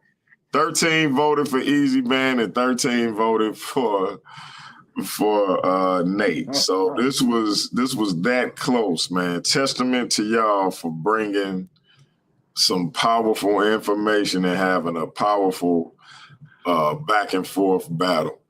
Let me go around, and then I'm gonna save Easy Bands and Nate for last as we get ready to get out of here. I'm gonna start with the two judges, starting with King J. What do you think about what happened here tonight and the debate overall, and what you seeing from Worldview Wars? Mm-hmm. Just the echo killing me. Yep. Just what I expected. Greatness. You know what I'm saying? On both parties. Um, I listened to Easy Band's argument a little bit better, and like I say, up until that question, I had it a draw, slightly edging into Nathaniel. Um, I think at that point, I don't want to say too much because we still have a judge to go as well. So I want to say anything to sway or anything, but good debate. Like I say, both sides argued the affirmative and their positions well. Um, so I'm excited to see just as much as everybody else. You know what I'm saying? Who's going to take it? But like I say, if they were to do a different debate, I would maybe a subtitle. I would suggest maybe is the Injil was the Injil oral or was it actually written down? That's a good one.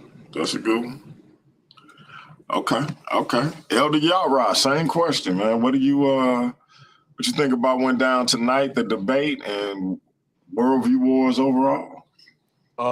Yeah, man, I love the Worldview Wars setup, the platform. I love the fact that especially when it comes to judging, there's a rubric to follow, right? And for me personally, like King J was saying, like his scores was a lot higher than mine. Like I judge debates harder than probably most people because as a debater and as a previous judge, like I want to know you bought your best. But to say like you come into a debate and you make no mistakes, see, a 10 is like you made no mistakes, like you got it nail on the head, and it's not whether I think whether you had a better argument than the next person, because that could just be my personal thing. I'm just really going by the law, and that's the rubric that you put in front of me. So I think that both the brothers brought enough information to win the debate either way. I really do believe that.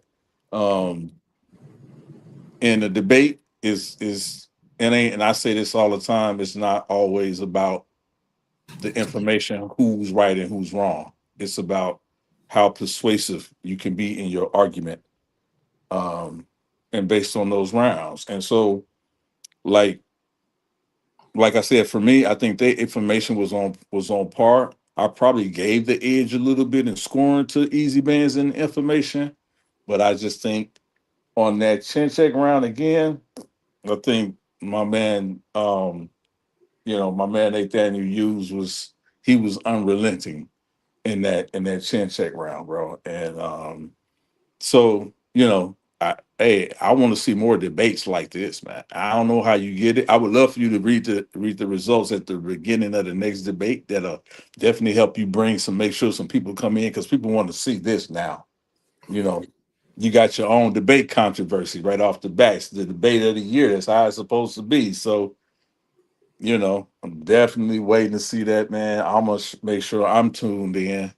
to hear that alternate judges breakdown. So, hey man, shout out to you, DMJ, for a great show and a great a great product, man. Submit to the people. It's refreshing to get back to real scholarship and honest debating. No doubt. I appreciate it, bro. Hey DMJ, hey DMG, real quick. What's the name of the debater that we waiting on? The last one. Say that again. I mean the judge. What's the name of the last judge we waiting on? Oh, my brother Rocky. Rocky. Hey, no pressure on you, brother. But we all waiting on you, fam. No pressure. No doubt, no doubt.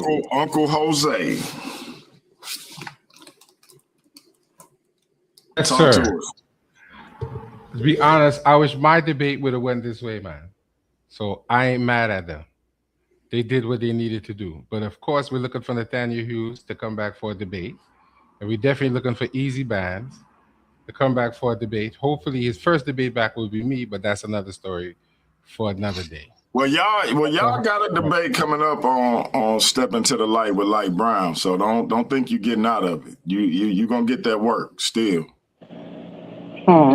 Listen, Brother, I don't like you right now, DMG. Brother gonna take his locks. Brother gonna be whooping you around the room with one of his locks. Well, I'm bald head, so you gonna get some good headbutt for sure.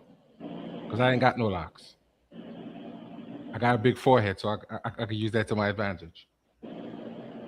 Oh. So I will be seeing the brother soon. I know it'll be a good, clean debate, and of course, I have to be academic.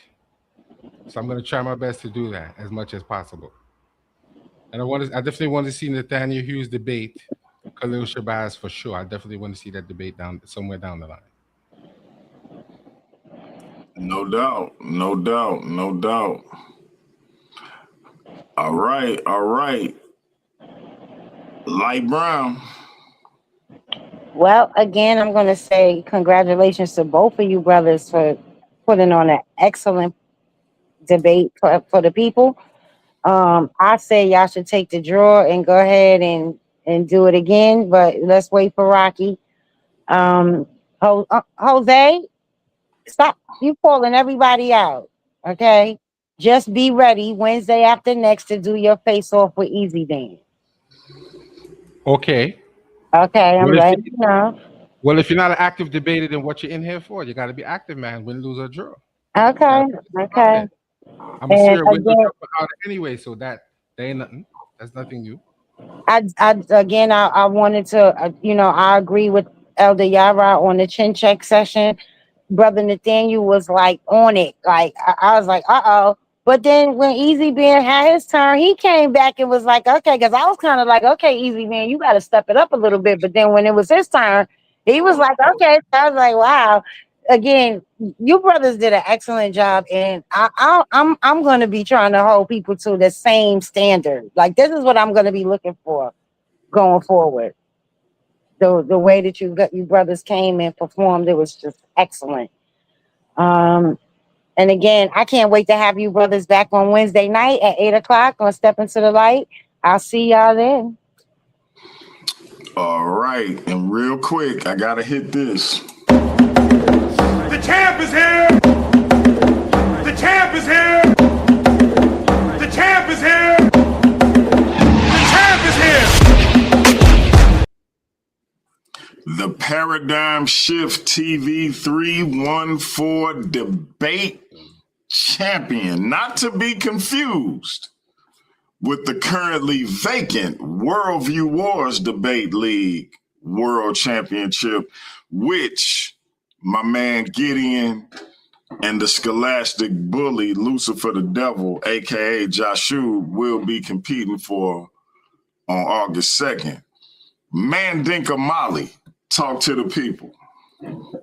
Right, man. Hey, I want to congratulate both of the brothers, man. Hey, shout out to, first of all, my wife, my queen, Jenny Hayes. Shout out to Lions Den 314, Sister Kareem, and the rest of the team, Mad Scientist, Neo Love. Y'all know who he is. Hey, man, I like to see different competition come through the ranks, and I didn't see it, but from the result, the after show, it was a professional debate. I wish my debate would have went like that. The other opponent would have came with more professionalism. That's okay, because the champ is here to teach you. So basically, I want to correct one of the judges too. I'm the only person in Paradigm Shift history to ever have a 10-0 decision in a debate. And that's Captain 10K Gabal. A 10K Captain 10, and I'm still waiting on my certificate. But that's for another time, another place, DMG. Man, you got that certificate like 5 years ago, man. Stop it. The certificate is the belt. That's even better blessing. Because I ain't here to play, man. And we need to know what this topic is with my debate. Because evidently my opponent don't know. You know how Donald Trump is a president? He's the president. So the king is the netter. It's a position. It's not it's spooky. A netter's in the sky. We don't need to have another debate. Shut your mouth. Jose, you had your close out. You had your close out. We're not doing I know you mad. You would never get you had your close out. Him mad. Go ahead, finish, JJ. We gotta get the easy mans in there. We gotta get the easy mans in there. Don't try to mess up my parade. I'm the champ. You shouldn't even be. You should be passing out flyers. That's it. That performance you did. Talking about you wish your debate. So basically, what I'm saying is, y'all stay tuned for this debate. I got to promote this because I didn't promote it to about 4,000 people to see my promotion. While you look on his page, it's like 14 people have seen him. JJ, you taking the affirmative or the negative? Hey, brother, the champ's speaking right now, man. No, he was asking you, are you the affirmative or the negative, JJ? How you promoting? You can ask you questions about Hey, Kim, you know what they call that? Hey, you listen, sir. Listen, you interrupting the netter right now, man. You get your nose and ears cut off. That's the jurisdiction of the netter. JJ, he asking, are you the affirmative or the negative, bro? Of course I'm the affirmative. Of course. So he got a problem. I said Jan Asman is his main source. John Asman, how you want to promote him? Your own source goes against you, sir. Every source that you mention, Allen, Osman, everybody that you mention, sir. I want everybody to know that the netter is a position in government, bureaucracy. That's it. But you have a coronation to become the netter. You have to do that. You have to do that. So you can't have a pause in ma'at, imbalance. But the netter does the same thing as a president do. You get your army. You're going to get your army in order. You're going to feed the temple. Huh? You're going to be a judge. I got pyramid texts that I am judge in this coronation. Haru, I got museum artifacts. You shouldn't even show up for this debate. I'm tired of playing with little simpletons. Get me a better competition. That's why Jabari hired in the goddamn bushes up under the sarcophagus. This him and I's debate. And I'm gonna let you know, anybody that's stuck to me, I'm a fighting champion. You see, this is my second debate in 2 weeks, 3 weeks. I want all the smoke. But I love it. And I'm going to bring some more debaters to the circle so we can all get in like gladiators. The scary ones like Jose Francis, you need to just pass out flyers, bro, because you're still in your feelings. Get your scholarship up. You got caught cheating with your source. Jacobius Venjic. He agrees with us. Do better next time when you know better. I'm not mad at you. I'm not trying to tear you down, brother. But like I said, bro, I'm not that guy. We just starting off with, but I guess you want to get your lumps first. You didn't really survive. But hey, you went against the best. So now you can debate everybody else. I yield. Oh, you think darkness is your ally? You merely adopted the dark. I was born in it, molded by it. I didn't see the light until I was already a man. By then it was nothing to me but blinding. right, Easy Bandz. It's on you, my brother. Yes, sir. Yes, sir.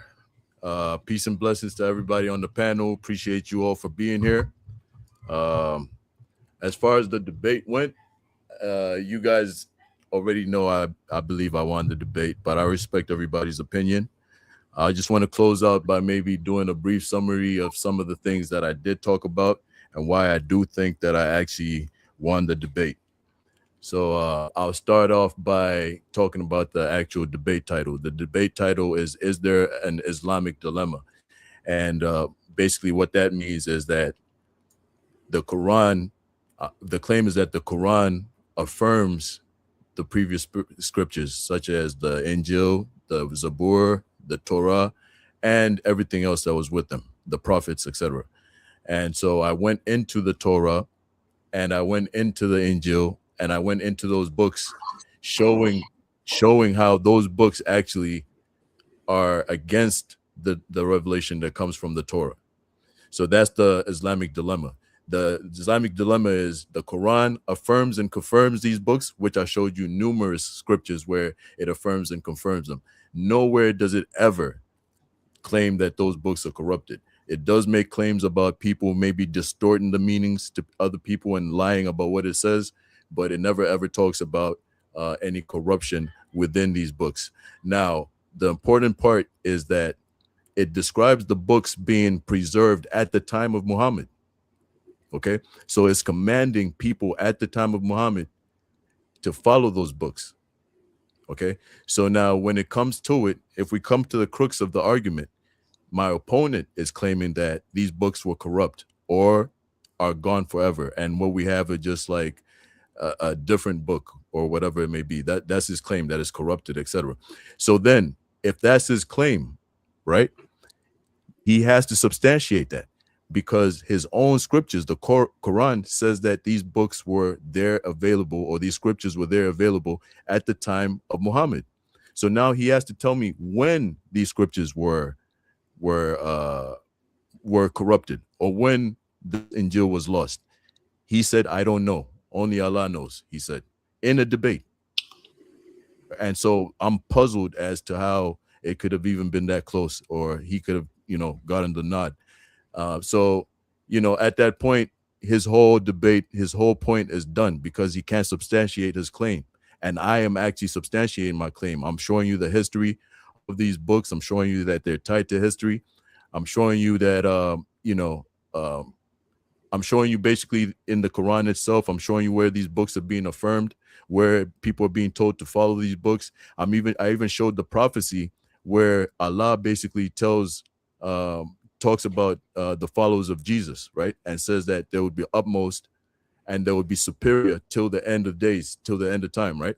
And I showed how Christianity is the most popular religion right now and has been since its inception. All right, so we overcame our opposition. So even the prophecies in the Quran speak about Christians being superior, and we are, if we look at the stats. I even put up some stats. So I covered a lot, and so obviously I'm a little bit disappointed, but this kind of thing happens when you enter a ring, right? So I want to thank everybody again, and we'll wait on the next judge, and I'm ready to go, man. Whoever wants to, debate me next. If the brother wants to do a rematch on this, we can do that as well. It is what it is. So thanks once again. God bless y'all all, and glory to God.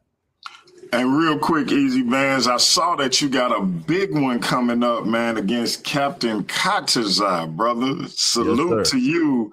He rarely gets in the ring, man. So I'm rooting for you in that debate, bro. Thank you. Thank you. Yes, sir. Yes, sir. And let's go over to our brother. You either die a hero or you live long enough to see yourself become the villain. Nathaniel Hughes. What's the word, brother? Talk to us. Yes, sir. Yes, sir. Thanks, everybody coming out. Thanks, everybody that voted in the polls.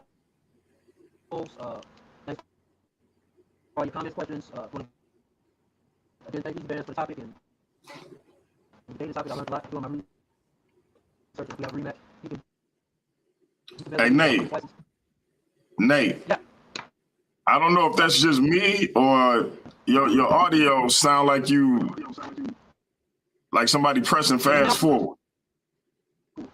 It's not just you. I hear it too. Can you hear me now? We can hear you. It just sounds like you. It's like you talking super fast for some reason. I don't know. We had to go out and come back in last time. Let me go out and come back in. Okay. Easy Bands, when is that debate with Cactus out? It's Wednesday. Oh. Yeah, and it's basically about whether Joseph was the biological father of Jesus or not. I'm saying, yeah, so I have the traditional Christian stance on it. I would say that's an easy win for you, but I know that can be tricky when you dealing with I talk to Captain K often, and I can tell you I know that's gonna be tricky because they do have a way with rhetoric when it comes to that particular topic, but the Bible is like when it say like somebody got to explain to me why the brother was gonna put her away and why she said she ain't been with a man. I don't understand. But before we get into that, we got Nate back. Go ahead, Nate, break it down for us. Can everybody hear me okay? Yes, sir. Okay, yeah, like I said, I was saying, thanks everybody for coming out and voting. Thanks, brother Easy Bands for a great debate. I agree with everybody on the panel. I don't know, DMG's complete history on debates, but I appreciate all of the good comments about how good the debate was. Just to touch on a few things the brother said before he closed out, he keeps mentioning the word affirm. That word is not really used to talk about the previous scriptures. He also uses the word preserve. That word is not used to talk about the previous scriptures. The Injil is not the 27 books of the New Testament. So, we don't need too much evidence outside of the Quran to substantiate that, because the Quran says the Injil is given to Jesus. Historically, we know that the Injil, that the Gospels were written after Jesus. And to his last point about populations, he quoted a 2020 poll where there were 1.8 billion Muslims. Well, it's 2026, and there's 2.2 or 2.3 billion Muslims today. And so just like 1,200 years ago when George the Belton came up with this, he was worried about his flock. David Wood and them, they're worried about Islam finally crossing the threshold and being the largest religion. So, I don't know if that's Easy Band's motive, but I can definitely say that's definitely, if anybody watches the news, you're on social media, you can definitely see that's a concern. But again, I want to say thank you to everybody. I appreciate all the good comments and all the good questions, and again, brother Easy Bands, I learned a lot. So I want to ask you another question. yes, sir. So this Injil, real quick, the Injil that you say that Jesus received orally, right? Yeah. Is it a different gospel than the Torah, or did he just receive it in a different manner? Okay, so the Torah is sent to Moses, right? And so the gospel that Jesus came with is a gospel that he would have been teaching. It wouldn't have been a gospel that came in 50 AD when, they start writing the gospel 17 years after Jesus, is my point.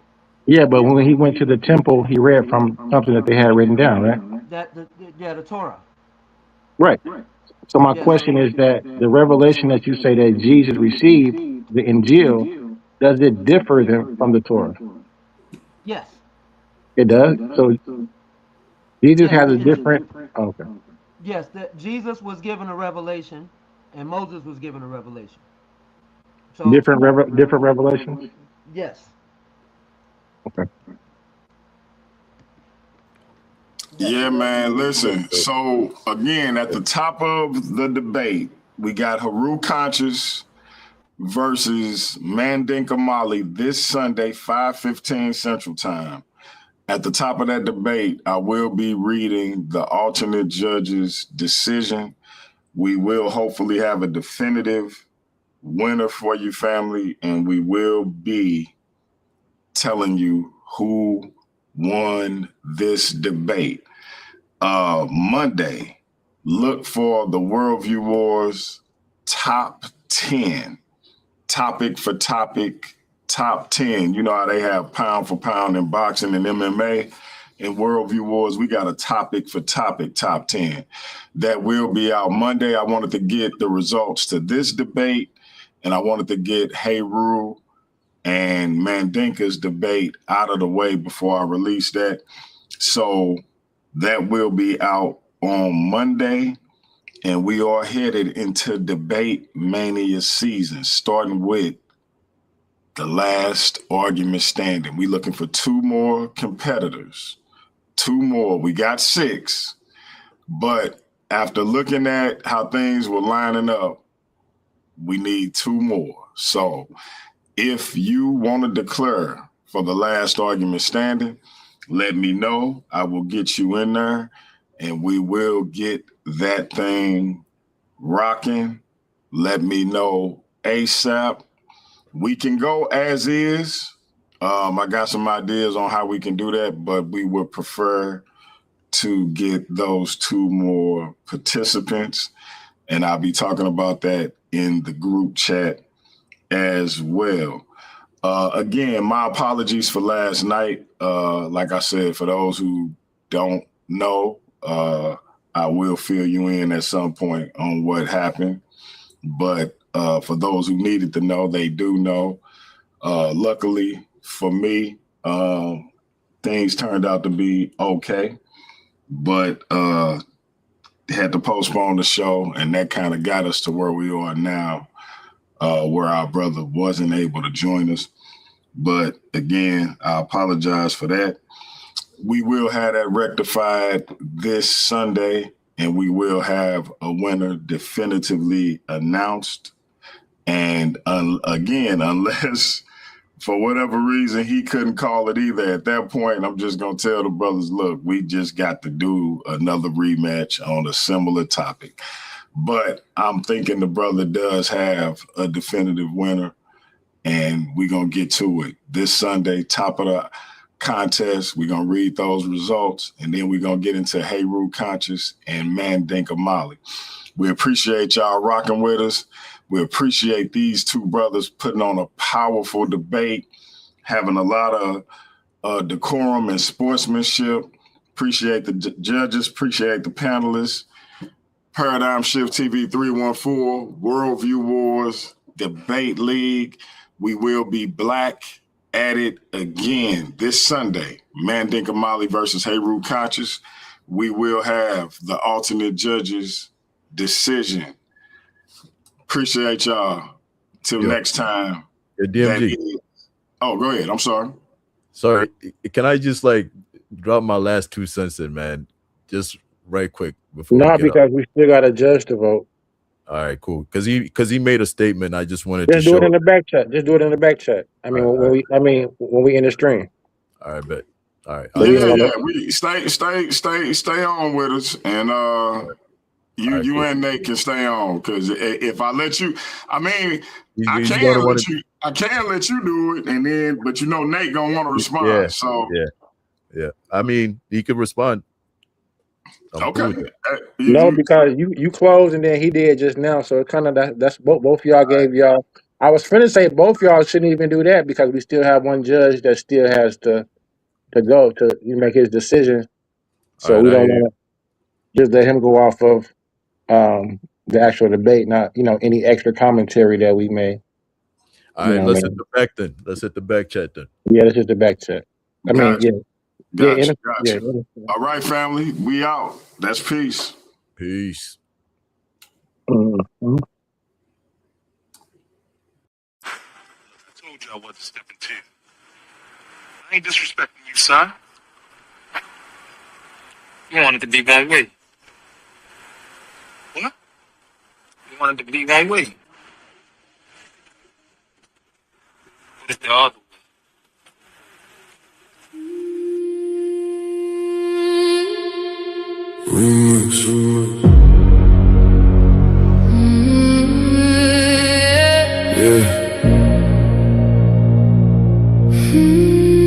Funny how how everybody loved debate, till the judges say they lost. Funny how everybody claimed they want smoke, till the scorecards come across. My name is my name. Everybody gangster when the verdict go their way.